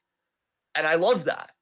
And the same way here, Orton's already been a world champion. He's already lived up to his, pun kind of intended here. He's already lived up to his pedigree and his namesake. But beating this guy at this stage for this reason makes this the most meaningful world title he could ever win. And that's why I understand why Mark is pissed, because we get that Orton's already been a world champion. It's not about that. It's about what the world title means at this particular time. I don't think any story has really illustrated that point for me more than this story. So I was really happy to watch it this week because it made me retroactively kind of reassess every time I was angry about John Cena winning the world title again or so-and-so winning the world title again. Because am I really mad that they're the champion again? Maybe partially. I think that'll always be part of it. But I think more, it's just like there wasn't a meaningful story. Why did you need to win it again? What does this world title mean to you besides being the man, quote unquote? I need substance. What did it mean to you to beat this particular person or do it this particular way? And yeah, Orton absolutely should have won at WrestleMania 25. Because seeing this story, it's like, yeah, Triple H never really did get his comeuppance for fucking a dude over that hard. From what I remember, that match also just sucked ass. Like, it was boring as hell. Rest holds old as shit. Which is such a shame, dude, because, like, again, the lead up, when you have a guy breaking into another guy's home and the physicality actually does come off well in that segment, and then you do just the sanction match and it's just so bland. It's like you really should have just WrestleMania 17'd it and done like a Rock Stone Cold style no DQ match where it's just a brawl the whole time with weapons. Yeah. Fuck rest holds. Fucking trade punches the whole fucking time and kicks and claw and gouge and bite and get chair shots in there and steel steps and just fucking go ham. Just fucking go ham with it. Because didn't they have a 6-man tag at the Backlash after with Batista in it? Because didn't Batista return a short time after? And I feel like that match was better than this match was. And it's like, fuck. Yeah, Javar. So I guess I was somewhat right because I do remember that they ran it back at Backlash, but it was like a big tag match type thing. And it's like, I get that, Foster, that they did have Triple H with, but again, timing matters. So even if you're a pay-per-view late, it's still late. Like, yeah, you got there, but it would have meant more at Mania because it's WrestleMania. You know what I'm saying? And yeah, they just, oh God, they really missed opportunity, but what a beautiful story though. If you could separate a story from the match itself, I think one of the best WrestleMania stories they did in the PG era. It was and Orton's heel work. Again, I know I joked about the faces he would make, but seriously, like, even the body language was good. After he kissed Stephanie, there's this great moment where he's holding Triple H's sledgehammer, and Triple H is trying to reach Orton, but he's handcuffed, and he just can't reach him. And Orton's just looking at him, and he's shaking his head. I love this. He's shaking his head like, yeah, you stupid son of a bitch. And he just hits him with it. He hits him with sledgehammer and knocks him the fuck out. It's amazing heel work. And man, just that match, you couldn't finish. Yeah, and that's also one reason why Triple H never really had a son, I guess. But you couldn't cross the finish line. You couldn't finish the job. But what a great fucking story leading up to it. So that's the big extracurricular I wanted to share this week and what I learned about wrestling and about how I feel about wrestling watching this story again. Because, yeah, it was the best one of the bunch. Again, Kennedy Batista, that was okay. It was kind of weird seeing Mark Henry, but then knowing that Mark Henry got injured.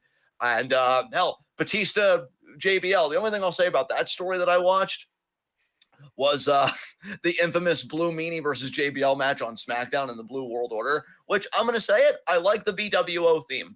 BWO theme, low-key slaps. That was the big thing I came away with from that. But yeah, WrestleMania 25 was the big talking point I wanted to have. So now that I've kind of monopolized this segment, I know you said you even watched stuff. What did you watch this week? Well, actually, I watched some more Joshi this week other than just Stardom. Cool. That's fucking all. Well, yeah, I know a little bit, right? Because this is what you kind of shared with me on Facebook. Yeah, it's exactly what I shared with you on Facebook. I watched a couple of Actress Girls and Act Ring Girls matches. So the one was actually the one that I sent you. It was a tag team match. Let me actually see if I can find the names here because I actually don't just have the names memorized like you might expect. Let's see. Let me get the translation. Mari and Natsumi Sumikawa versus Natsaki and Koki. And Koki was the main reason why, because I discovered Koki and I was just kind of going down a rabbit hole trying to discover like more thoroughly, her body of work, trying to like I figured out how old she is, how big she is, her when she debuted, and I started trying to see like what kind of her style is, and just trying to get an idea of how good she is in the ring and stuff like that. And I actually, in doing so, accidentally stumbled upon a promotion that I want to actually start checking out more, which is Act Ring Girls and Act Rest Girls, both of them really. They're kind of like sister promotions in a way. And they both kind of stem from the same streaming service that I want to start at the beginning of January, I think. Um, but yeah, it's really interesting. You know how our favorite Japanese wrestling promotions are very faction based. Yes, yes. Act Rest Girls is very much the same way. It's very faction based. They have uh pretty much, but like they're almost Stardom esque in the sense that like their factions are like way over the top. Like they have a pirate faction, they have like a magical girl faction. Like they are way like volume on each faction is cranked up to 11 kind of thing. You know what I mean? Yes. Oh, And $5 super chat from Javaris here before we continue. I saw two documentaries detailing the feuds between Kobashi and Misawa and Kenta and Marufuji, and I saw on about Vader's run in AJPW after leaving WWE. And he said, "Early Christmas present for me. You're welcome." Well, thank you very much, Javaris. We deeply appreciate it. We know you've been a longtime viewer and supporter of the show. Always love having you. Yeah, Javaris, that's the funny thing about Vader. I've wanted to watch more of his Japanese stuff because he was a fucking I mean, literally and figuratively, with his size and everything. He was a monster in Japan. I think he got really over as a gaijin. So yeah, watching Vader Japanese stuff, that should definitely be on my list, because I know to start this week in TWitWoW in review, I would watch more old school stuff, because I told you guys about the Abdullah the Butcher and like Dory Funk and like stuff like that. I should watch more Vader in Japan stuff, and especially AJPW. I mean, that shit goes fucking hard.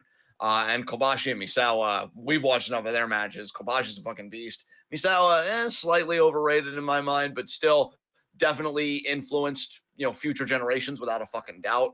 So yeah, that's awesome. I know you've been talking about those documentaries. I'm glad that you've kind of gone down that rabbit hole. That's pretty cool, man. But so yeah, Ashton, with all the other Joshi stuff you've been watching outside of Stardom, and we've been talking about, this young woman, this future prospect. You think Stardom will scoop her up? I think within the next couple years for sure. I mean, the one thing I will say is if they don't, I think it's just because they're so stoked on Ami Sode and they see her as like, why would we want to sign her when we already have Sode and they would fill the same role for us kind of thing.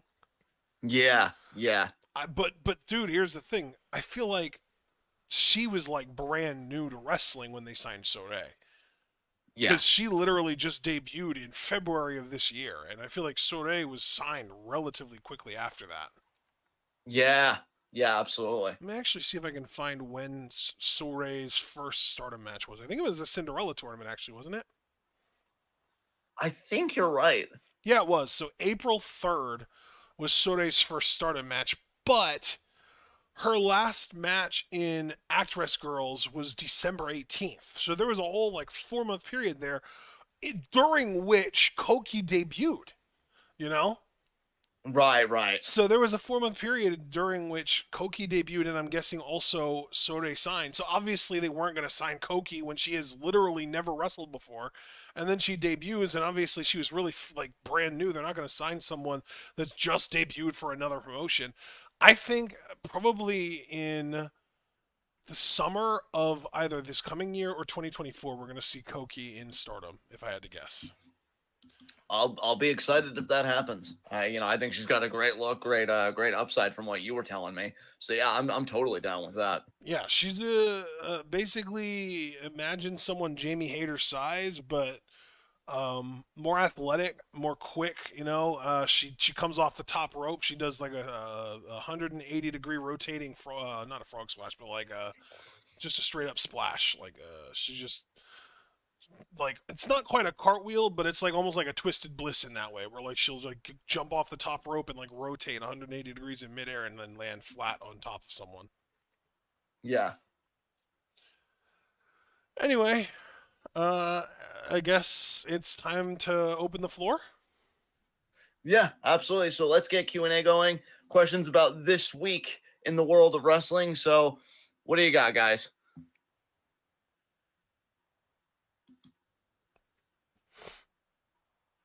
And you know what? I know Javaris is here, and I know that he is a fan of Joshi. So I am actually going to post a picture of Koki to see what Javaris might think of her. What wrestlers that you don't like could be very close to winning you over? As far as people currently like actively being promoted on all the products that we watch or keep our finger on the pulse, I really can't think of anybody at present, Foster, to be honest with you.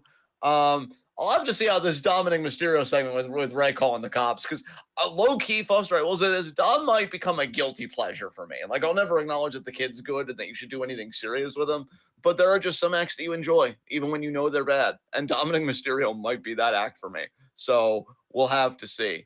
Well,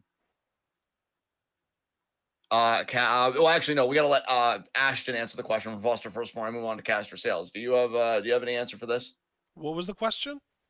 What wrestlers that you don't like could be very close to winning you over? Maybe possibly L.A. Knight, but even then, not really, because he's still a misogynist. But like as a performer, maybe. Yeah, yeah. Javaris, what are your thoughts on Suzuki-gun disbanding? Nothing lasts forever, and I'm just grateful that they happened. Especially their early run when we were watching, New Japan. When they first, like, invaded New Japan, God, they were badass. Oh, my God. So, yeah, I have fond memories of Suzuki-gun, but honestly, it seemed like they were kind of spinning their wheels for a little bit. So I actually respect that they kind of were aware of that in a way, and they disbanded. I just don't know what that means for Suzuki, and I feel like yeah. To be fair, bro, at this point, what fucking faction in New Japan isn't just spinning their wheels at this point?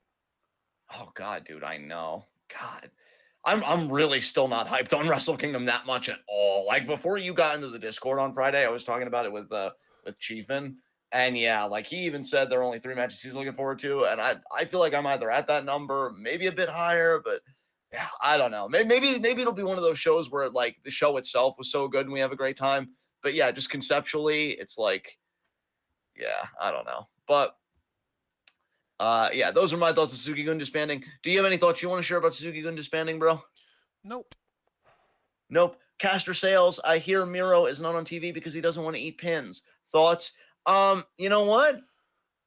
I'm glad that he's advocating for himself, honestly. Maybe No, it's you know what, because dude? That actually raises a really fucking good point that I wanted to talk about, and that I want to actually give credit to King Coheed in our Discord for posting a thread.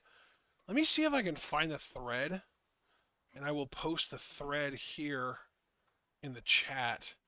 He posted it in the Discord. There it is, from Rob Viper. I don't know who Rob Viper is, but hopefully he's not like some huge piece of shit. He doesn't seem like one. Here we go. Boom. So basically, the general idea being that AEW, because WWE is still perceived as the quote unquote big leagues, people are willing to take pins in WWE that they would not be willing to take otherwise. So basically, Miro is like a shining example right now. Miro is not willing to take a pin in AEW, but if you would go back to WWE and they were like, okay, you're going to put over The Miz, he would bend over backwards to make that happen because it's WWE. He's not willing to cooperate in AEW the way that he would be in WWE because AEW isn't perceived as being as big of a deal as WWE. yeah, I'm reading the thread now. This is a very interesting vantage point, one that I'm definitely sympathetic to. Yeah, I don't know. Wow, this thread really goes hard. Yeah, it's a very fine line, right? Because on one hand, I guess I should say I was too quick to say that I'm happy that Miro's advocating for himself because you need context. who are you eating pins to? Well, Because that's if my it was thing like, too. Is right. Like we should be proud for wrestlers advocating for themselves. But if we end up in a world where every wrestler advocates for themselves so hard that nobody's willing to eat a fucking pin, then you can't have any matches because you can't have any losers. Or we just end up in like a 99, 2000, 2001 WCW scenario where literally every single fucking match ends in a disqualification or something along those lines because everyone is unwilling to actually put someone the fuck over. yeah, yeah, and that's exactly it, right? Because if Miro says a lot like this is why Austin took his, quote unquote, took his ball and went home. He wasn't willing to lose to Lesnar on a random Raw. He was willing to lose to Brock, but he wanted build up. He wanted a story. I'm fucking Stone Cold Steve Austin. You don't waste this. I got that. To this day, I think I'm still on Austin's side with that whole debacle. If Miro would say, no, I'm not putting over fucking Action Android. Fuck that shit. Like, I'm the Redeemer. I'm great at promos. I have this presence, whatever. I'm not just going to lose to some guy. But if he was to say that, say, like, I'm not putting over Keith Lee, the fuck you aren't. Go out there and do fucking business. And I think that's kind of another thing that we need to take into account that maybe the perception of Miro right now is potentially wrong about is we don't know who he's been asked to put over that he'd be unwilling to put over. Like if it's MJF, I kind of fucking get it. Why would he want to put over MJF? MJF's like a little pipsqueak. If you look at the two of them next to each other, most people would expect Miro to fucking destroy him. But if it's like, even like a Hangman, I'm like, come on, man. Do the job, be a professional. You know what I mean? Like that kind of thing. Yeah, and even with MJF, and I've been very critical of him as of late. He's the world champion, so again, the perception of the hierarchy, and he's a heel. So like he'd probably use the Dynamite Diamond Ring to fucking beat you anyway. Well, or whatever the fuck. Yeah, I mean MJF is a bad example because they're both heels, but Yeah, no, I get what you're driving at though, and that's why I just went with like an Action Android because they fucking did that shit with Jericho, and I don't know if Jericho. I'm actually amazed Jericho was okay with that, honestly, but I don't know. But yeah, it's just you should advocate for yourself. You should protect your brand because you're both the you're both the product and the worker at the same time. I've always said that that's the weird thing about the wrestling industry.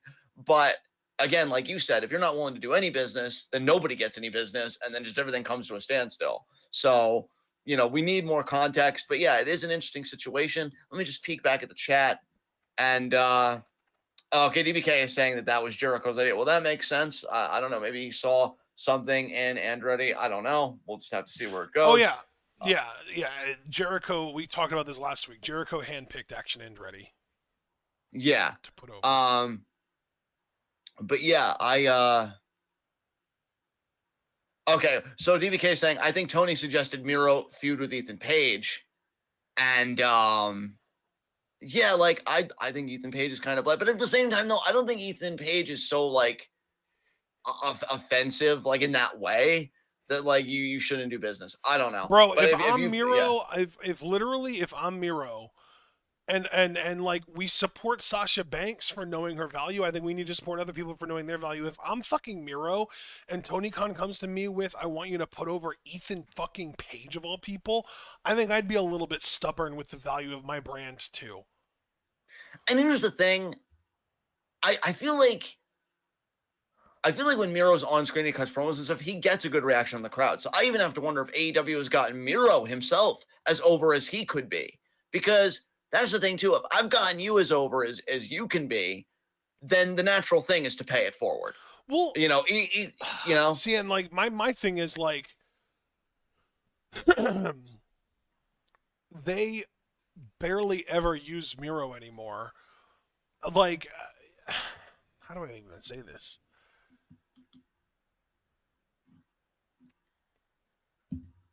If news would come out that Miro is unwilling to put over a guy like a Samoa Joe or a Wardlow or a Powerhouse Hobbs or someone in that conversation, I'm thinking like, okay, yeah, no, this dude's ego needs to be checked.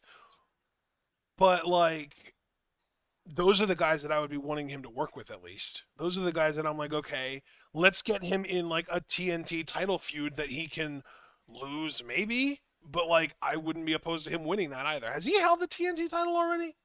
No. Or wait, actually he might have. I honestly don't know. Dude, truthfully, right the fuck now, like in this moment, I know that Tony probably doesn't want to reward Miro if Miro has been like pissing him off and being a pain in the ass to work with, but I'm literally giving Miro the fucking All Atlantic Championship. That title is completely worthless right now. Orange Cassidy has done absolutely nothing for it. The Shibata match, if that was the whole reason you put that title on Orange Cassidy was so that he could defend it against Shibata, okay, fine. I'm happy we got a Shibata match on an episode of AEW television. That was awesome, but its purpose has been served. It's time to move on. Put the fucking title on Miro. Yeah, he's a former TNT champion. I'm saying on the wiki page. Yeah. Oh, he beat Darby for it and lost it to bitch ass Sammy Guevara. Oh God. But yeah, no, I'm saying put the All Atlantic Championship on Miro. I think because here's the thing about Miro that like we need to remember about him, and it's easy to forget because of the fact that he's just not on TV anymore. This dude works his ass off to get whatever he's doing over. Yes. So, like, you put the All Atlantic Championship on him, he's going to work his ass off to get that title and whatever program he's in to defend the title against over as hell. It's going to work. He's going to make it work. So, like, that's my big thing is, like, with Miro, I don't know, maybe, because, like, do you remember when he was Rusev, when he was Alexander Rusev at first? And when he got called up to the main roster, and I was like, I don't know, I think he's got a short shelf life. He's going to have this big blow-off feud with Cena, and then we're going to not see him again for a while, and he's going to, you know, the steam's going to be cooled off, and he's going to, you know, kind of fade into irrelevance. And then he just kept being cool and relevant, and, like, he sustained it for way longer than either one of us expected him to. Yes. Yeah, like, this dude's a talented guy. I don't understand why Tony doesn't just fucking use him. Like, literally, I think Miro is not necessarily a guy that you need to bend over backwards for, but, like, you need to be willing to cater to him at least a little bit, right? Like, I don't think... I feel like we're in this weird situation where people are, like, talking shit about Miro when maybe we need to talk some shit about Tony Khan when we kind of already know that Tony Khan has a fucking awful history as a booker at this point. Yeah, that's true. That's true. And again, this kind of, in a way, tangentially, I think ties back to a problem that you really honed in on last week's installment of this, where he has, you know, the shiny new toy syndrome, where he can't focus on any act for too long. It's like, dude, look at the people you already have. Looking at this wiki, if this was accurate, because I don't even know if this has been updated accordingly, his last match apparently was like June of this year, beating Johnny Elite. I feel like we've seen him since then, so I don't feel like that's accurate. But even so, it's been a number of months, I feel like, since we've seen him. Dude, I can tell you straight up, Miro's last match was at All Out, which was in September. Okay. And so that was the match where he teamed with Darby Allin and Sting against House of Black. Oh, okay, yeah, that's right. Yeah, this wiki really needs to be updated. This is so that was his last match. But dude, the thing is, even prior to that, his last match before that was fucking Forbidden Door, where he was in the All Atlantic title 4-way. Oh yeah, that's right. And then he gets misted when he has, like, you know, the he got misted, and then his next match was the 3-on-3 match. So, like, he didn't participate in a single match building up to that 3-on-3. Yeah. And he hasn't been in a match since then. I don't even know what he does, though, if AEW releases him, because I don't know if he goes back to WWE. I don't either. I really don't know. Like, you would expect Triple H to be like, oh, yeah, we'd happily take him back, but, like, I don't even know. The funny thing is, and I don't know if the chat's going to agree with me on this, I might be alone on this, but given how well Jonah did, I could see Rusev doing well in Japan, personally. Oh, my God, I think he's got charisma. I think he's got great presence in the ring. He can work. That's the thing, too, is, like, if Tony doesn't want to do anything with him in AEW, keep him under contract and let him go work a G1, man. Fuck it, dude. Put him in the same block as Okada. Okada, just in one match, would re-up that dude's value on Twitter the next day. They'd be like, look at this match. Fucking Rusev and Okada, or whatever his New Japan name would be. God, you're so right. Okada's so good. Well, yeah, dude. And that's why I was even telling Chiefin, because, like, I know some of us, and I would count myself on this, are burnt out because I wanted Sonata this year in the G1. But you can't stay mad at Okada when he's so consistently good and he consistently earns that spot. Because, see, that's the thing about top guys. Just as a quick aside, you can hold on to that mountain. But like, if you're challenging other people to come take it and you're just outworking them and you're doing the best of, then yeah, you're earning your fucking keep. I'm like, it's one thing to politic, but when you don't even need to politic because you're just that fucking good, that's a flex. No, I didn't need to talk to the booker. You know why? I'm this fucking good. When you can have a match like I'm having, and that's why I can't hate Okada, because I know if Miro was to go to Japan, yeah, he'd make that dude. Here's the thing. DBK in chat just said, or put him in ROH. Imagine Miro versus Claudio. You don't need to do anything with fucking Ring of Honor to do that. Literally, this coming Dynamite, you could have Claudio come out to the ring and then play Miro's music, and you would get one of the biggest pops of the fucking night. They go to a 15-minute time limit draw because obviously, Miro doesn't want to put anyone over, right? I'm pretty sure he wouldn't have a problem putting Claudio over. He did it plenty in WWE, I'm sure. But, like, let them go to a 15-minute time limit draw and make a storyline out of it. Just make it out of nothing.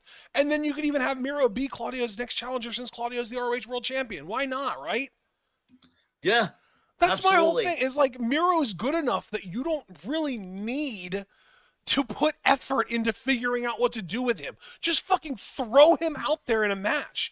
There doesn't need to be a significant amount of effort, exerted?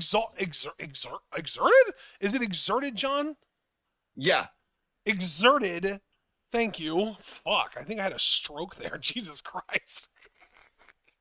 There doesn't need to be a significant amount of effort exerted, though, to put Miro on TV. Literally, just fucking put him on TV, for fuck's sakes. If he doesn't want to put someone over, find a jobber. Have him beat Action Andretti, for fuck's sakes. Yeah. I don't get why this is so difficult. Have him go out there and squash QT Marshall. Who gives a fuck? It's Miro. Put him on TV. Why does this require thought? But yeah, you said something interesting when you were trying to figure out the word to precede effort. I just don't think they want to make the effort. Like that's the thing. Then cut bait.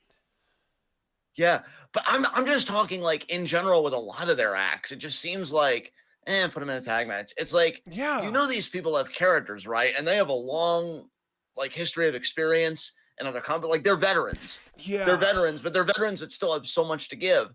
And you're just like, tag match or Rampage or Dark, for Christ's sake. And it's like, but this dude's good. Literally, when we get Miro promos, when we were on this latest stint with AEW, when we would get a Miro promo, I'd get hyped because I think the dude's a genuinely good promo. And it's like, you're not even giving me promo, you're giving me nothing. I don't know. I hate it. But to reopen the floor, because we have to remember this is all part of the Q&A section. We really went hard on that question. Are there any other questions? It just pisses me off so fucking much that there are these actual real life conversations being had on social media where people are questioning the integrity of the workers for not wanting to put people over. And it's like, listen, we don't fucking know the backstage, details. We don't know the ins and outs of what's going on backstage in AEW. We don't. If Miro is really out here trying to be like, no, I refuse to put over Wardlow, I refuse to put over Hobbs, I refuse to put over fucking Samoa Joe or whatever, that just seems so unrealistic and unreasonable to me that I have a hard time imagining it being true. But if that really is the case, then just fucking release the guy.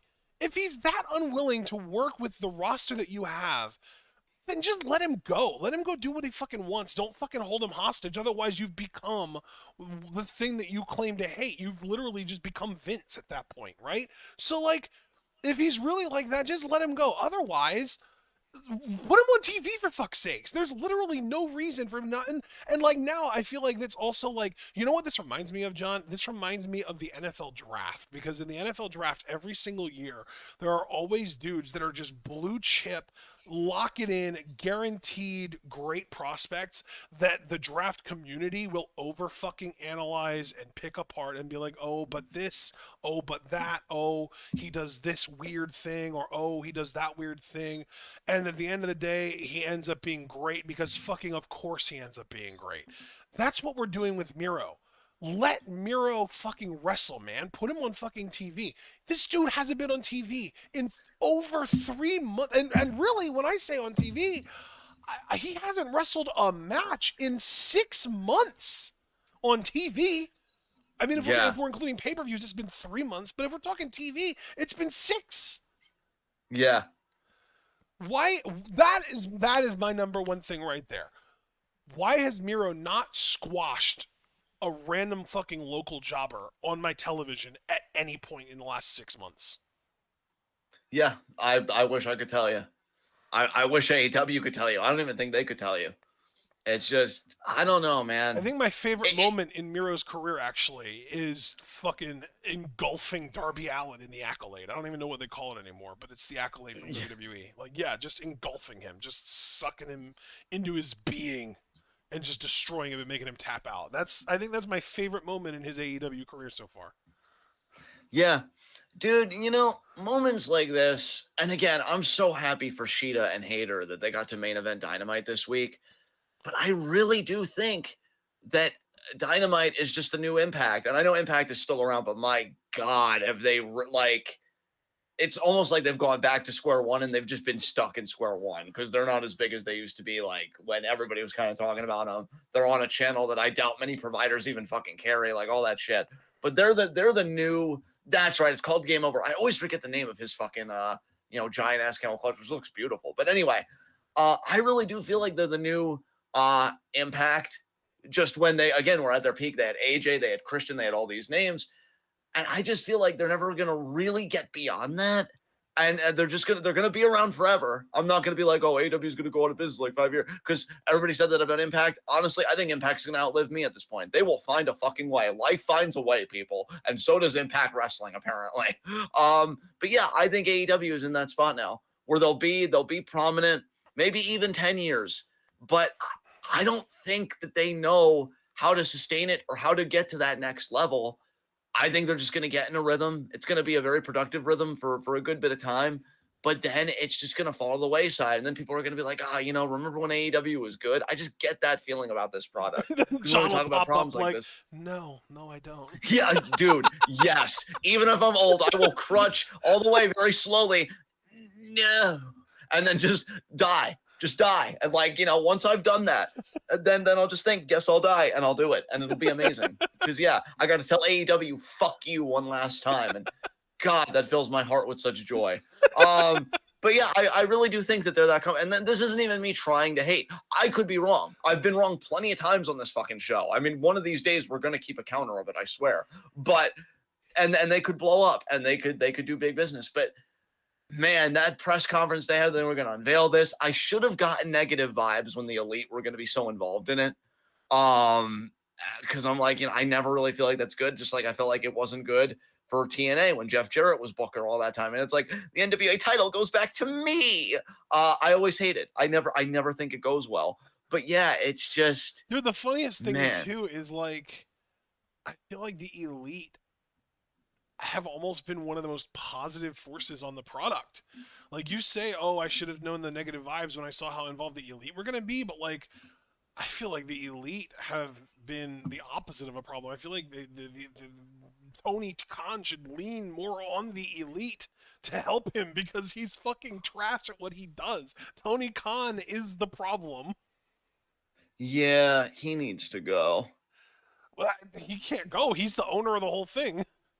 I know. Tony Khan needs to learn how to fucking properly. I'm having a moment. What's the thing that managers do, John? Delegate. Thank you. Yeah, he needs to learn how to properly. Look at me coming through in the clutch again. He needs to hire a bare minimum of a writer to help him to write and book stories. That's really what it comes down to, in my opinion. I'm going to say something, which is just me turning up because I'm really enjoying shitting on AEW right now more than I should. Tony Khan, the Elon Musk of professional wrestling. I've said it. I'm going to stand by it. Holy shit. Yeah. God, it was so audacious, and yet I feel so right. God, I love being me sometimes. But yeah. Oh, yeah. Mark's like, he's too busy being mad about people posting pictures and wearing. See, that vindicates me right there because that's some Elon shit. Come on. That is some Elon Musk shit right there. Yeah, he's the Elon Musk of professional wrestling. Billionaire, man. The fucking fragile ass ego of a billionaire, I swear to God. I inherited billions. You will respect me. Fuck you. No, you know what? I'm opening up Q&A again. Otherwise, I'm going to turn up, and this is going to be a completely different podcast, and I'm going to feel like quietly bad about it for the next several hours. And I'm not doing that to myself on Christmas fucking Eve. Fuck that. So, anybody have any questions so that I can ground myself and be serious? I'm about to seriously riff on this motherfucker. Did we miss any questions? Were there any questions asked before all these tangents? No, I just know that when we got on one, obviously people were going to be sucked into that, want to be a part of. So I just want to reopen the floor just so that everybody can reorient themselves to what this segment was supposed to be. Yeah,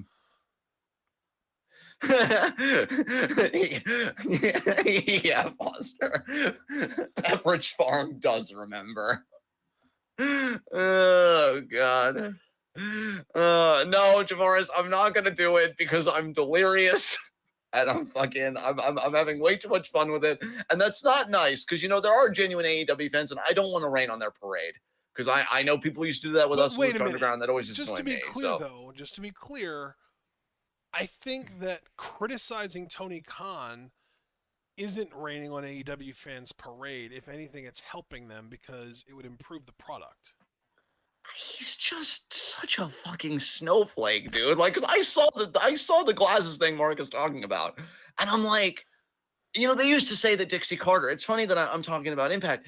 They used to say that Dixie Carter was like glued to Twitter just to make sure, like, are people liking us? Are people liking the product? It's like, woman, touch grass and then like touch your product, like tend to your product. God. Oh God. Oh God. Oh God. I just had such a thought. And then, do you want to share it with the class? Because you're like, I need Pat McAfee to call Tony Khan a beta maniac in front of his face. Yeah. Oh, he'd have the perfect energy too. This beta maniac is doing cocaine and talking about glasses. Like, what the fuck? And then does give off that energy though, dude. That's the thing. Like, Tony Khan is so fucking insecure about himself and his own wrestling product that he is just so like perpetually online. Like, I just imagine this dude like shaking, like he's got a cigarette in one hand and a fucking phone in the other, and he's just like shaking, and he looks on his phone and it's like talking. He sees another picture of himself with his glasses, and he just starts fucking violently just shaking his phone and typing, "I don't wear those anymore. God damn it!" It's like, well, dude, what the fuck? And dude, I gotta say this. This is somewhat off topic, but not really, because Tony's obviously a part of this club. This is why immortality would be wasted on billionaires, because they're hunting after it. Like, they just want to conquer death. Like, that's the only thing you can do when you have just these exorbitant piles of fucking money, is either like make a new home in space, conquer death, or both. And it's like, what are you going to do with that immortality? Be insecure for the rest of your fucking life? Like it's wasted on you. You won't even do anything with it because you're uninspired and insipid in everything that you do. I want somebody to ask Tony Khan why he's so insecure to his face. I feel like his reaction would be insecure. Why would I be insecure? Look how much money I have. Dude, he'd make those exact noises too. He probably wouldn't even make eye contact with you for the first 3 seconds because he's just trying to think of the script. And then he's like, no, what? What's your name? I'm rich. Insecurity can't happen to rich. Yeah, I'm the most secure person I know. God, billionaires just ruin everything good.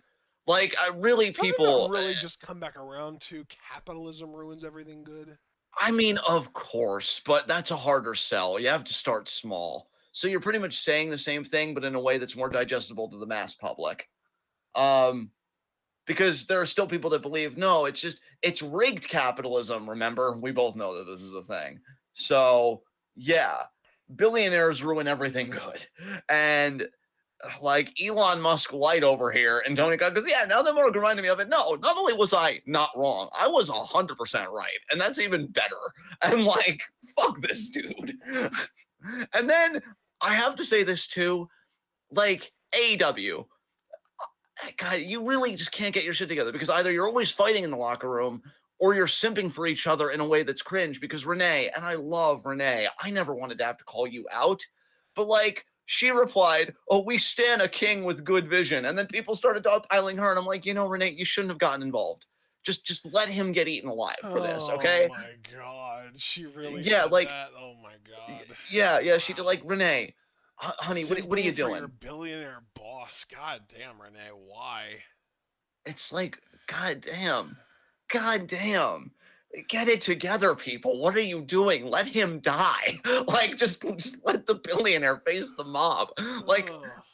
I can't imagine that when my dream comes true of fucking Bezos about to enter a ship and then a horde of poor people pull him out and rip out his entrails, that an Amazon employee is going to be like, no, Jeffrey, no.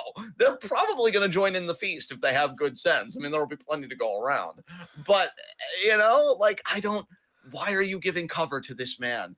Like, no, because now she got a little bit of flack, and I did feel bad for her in one way, but I'm like, you kind of went into the fire, so you got the smoke. And I don't know, just fuck this dude, fuck his insecurity.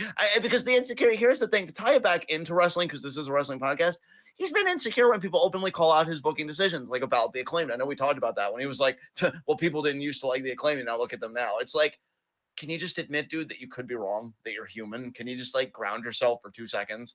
Like, Jesus Christ. Foster, no, please don't hurt his feelings. Stop. God, you know when Foster's even like, let him die. And again, Foster, I've always said he's the person that I aspire to be. Because, like, god damn, if I become cynical and hardened by like pro wrestling culture. But no, this dude, even with his own booking decision stuff, can't handle being criticized. Hell, that scrum that I think was the same scrum that Punk went off, was that the one where everybody's been kind of jiffing? I'm not going to sit here and take this fucking shit. Because I got more money than Crockett or whatever Oh, scrum that was. I don't actually No, know. It might have been, but I'm not sure. dude, everyone was tilting their fucking ass off on that scrum. Like, should have known it was a harbinger of things to come. Because goddamn. Oh my God, Mark with the Mark, that was beautiful. If he has such good vision, why can't he see what he has in Keith Lee and Swerve? Damn. I mean, facts, bro. Clearly, he thinks that he needs to add some whiteys to the mix. Yeah, oh God. And Tony is like, listen, guys, it's okay. Wrestling has a new pompous billionaire, and I'm going to take on this pompous billionaire, but we don't want any pompous billionaires. My dream is a borderless wrestling world. I want wrestlers to wrestle wherever they want any given day that they want and just make that fucking, well, not even make that bag because, we live in a society where money is antiquated, but, just, have the security and are able to do their art. All work is artwork. Yeah. And it's like, no, you're getting Clash of the Billionaires or you're getting nothing. Oh, fine. I'm going to guess that there are no more questions. So let's move on to high spots, low shots, because I feel like a fucking low shot right now, living in the goddamn timeline where a billionaire is fucking insecure about his fucking glasses rather than about his fucking product. My low shot, Jesus Christ. Who even the fuck? Who even the fuck? I don't know. God damn it. I barely really watched anything in this week in the world of wrestling. We did talk about Raw a little bit. You know what? I'll say the Usos because I know for a fact they lost to Kevin Owens and Seth Rollins in a tag match this week because that was on Raw. So I'll just say the Usos because the tag champions lost to a reunited tag team of Kevin Owens and Seth Rollins. So I have to wonder if they're going to want to go after the tag titles together at any point. I know Seth is going to be facing Theory for the U.S. title again soon, and KO is obviously thinking about the world title. But maybe they could circle back that they got this win at a later date. So I'm going to say Usos for my low shot. Good point. My low shot is going to be FTR for losing to the Ass Boys. Oh, that is an ass. Well, I was going to say boy, but it doesn't really work. Or I should say that was ass, boy. God damn. Yeah! You nailed it, baby! Just treat me like Tony Khan and leave me to die. I'm clearly spiraling right now. But anyway. You want me to treat you like Tony Khan? Well, maybe you should suck less. Oh, wow. Wow, that really stung. I mean, you're not wrong, but shit, fuck. All right. Oh, did it sting? Oh, man, did I knock your eyes wrong? You want some glasses to help you see better? Oh, wow. Ashton's getting in on the bullying. He's part of it. God. Yeah, I also retroactively could have given my low shot to Randy Orton. Way to lose at WrestleMania 25 when it all mattered, bro. What the fuck? But Yeah, no. God damn. You know what? You actually just made me realize that that match had the exact opposite problem to the Tony Khan problem. It was written incredibly well, and the match couldn't pay it off. Yeah. God damn. I'm sorry. I know I already talked about the extracurricular thing, but I'm also remembering other Randy stuff. He was threatening to bash Triple H's head in with a sledgehammer to get Stephanie to come out, because that was the segment where he kissed her, like in front of Triple H. Yeah. And he's like, Triple H is like, oh, I got it, stay back. And Orton like knocks him out. And I love, like, even the way Orton would deliver lines. It's like, what a fucking supervillain. Because he's like, don't listen to him. It's up to you now. And it's like, oh my God, dude, you're insane. I think retroactively, it's funny when you, because Foster, I know you asked the question, was there anybody that you don't like that's like winning you over? I always love when that happens retroactively because you change rather than the performer changing.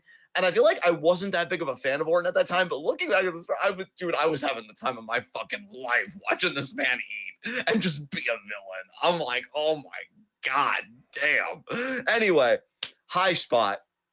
I don't want to go for the obvious one, because I feel like I know who you're going to want to go for your high spot, and you deserve to have that one just because you're more attentive and you were better at your job this week than me. So I'm going to go instead.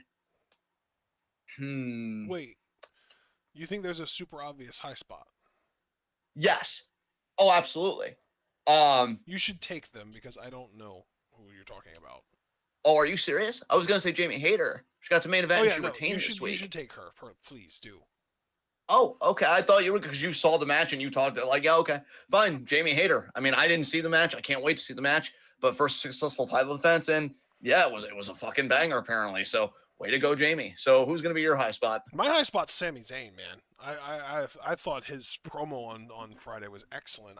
That's who I had in my mind, which is why when you said that, I was like, wait, he can't be talking about that because he told me he didn't even see that promo, so I didn't know who you were talking about. But yeah, so it's funny because our two high spots are the two segments that you keep saying you didn't see. Yeah, but like that I want to see, and honestly, that's worthy of a high spot in itself because you're bringing me back in, or you're keeping me in, because I have been keeping up with the bloodline. But yeah, goddamn, what a midweek in the world of wrestling. But we're not mid, we're pretty main event, I'd say. And yeah, that I think is it, because yeah, we did all of our segments. High spots, low shots is the end, and Abel wasn't here. I love you, son. I hope you had a beautiful Christmas Eve. I know, there's a hole in my heart and he can't fill it right now. He was literally on Discord as of 9:09 p.m. Oh, wow. So he's ignoring us, John. What? No, I'm not going to assume the worst. That's what an unhealthy father would do. I will ask him about this. Maybe he's with family right now and maybe he just got to squeeze a few minutes of free time in. I get that. But that being said, Abel, if you hear this, I hope you had a beautiful Christmas Eve and you have a beautiful Christmas Day tomorrow. And anybody, again, whatever holiday you're celebrating or not celebrating, I just want tomorrow to be a great day for you guys. I want the rest of your night to be a great night for you guys. So thank you so much for joining us. This has been TWitWoW in Review, the best wrestling podcast made for wrestling fans, by wrestling fans, on the web today. I'm John. That's my cord and commentary action. Guys, be sure to like the videos you file out. The more likes you leave, the more likely we are to be the top result for wrestling recaps on YouTube. And when you're the best at what you do, the top is the only place that you belong. So please leave that like.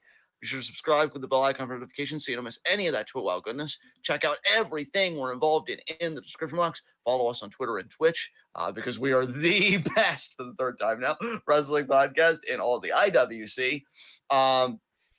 I will apologize, guys. I was late on this, but I did update the pin tweet on my Twitter at John_TWitWoW for Q&A, which is coming up in like less than 5 days now, because Q&A is always at 7 p.m. and it's on the 29th. So next week, get your questions in if you haven't.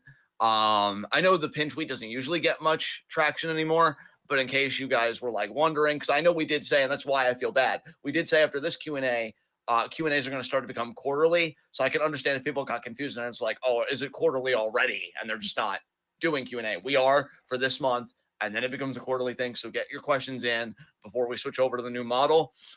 Again, Patreon donors get 5 Q&A questions. Non-Patreon donors only get 3. But beyond that, Q&A being next Thursday at 7. Just to round out this week, Obviously, nothing on Sunday. It's Christmas Day, or just again, whatever holiday people have got going on. Monday at 5, we've got DBK's Patreon request. Maya Yukihi, we're doing 5 match live Yeah, thank reactions. you, DBK, for the request. Tuesday at 10, we've got year-end Woot climax, woot. live reaction of Stardom. Dude, that Wednesday shit at is gonna be up by like Monday, but we're not gonna be able to do it Monday because of the request. exactly. Tuesday, we have got, or no, I already said Tuesday. Well, actually, no, Tuesday 10, year-end climax, live reactions. Wednesday, we are doing Dream Queendom preview and predictions at 11 because we're live reacting to Dream Queendom at 3 a.m. on Thursday. And then hopefully when we get some really good fucking sleep, 7 p.m. we'll be back on Thursday with Q&A. And then, of course, Saturday the 31st, it's year-end awards at 7. I've got 5 blank categories that I really need to start thinking about filling in. Why do I feel like it's going to be a pain in my ass, these remaining categories, when I did so well on literally every other one? Hopefully it's not too much of a hassle for me. I know Ashton's got quite a bit to fill in, but I'm really excited to see how we look at this year in review.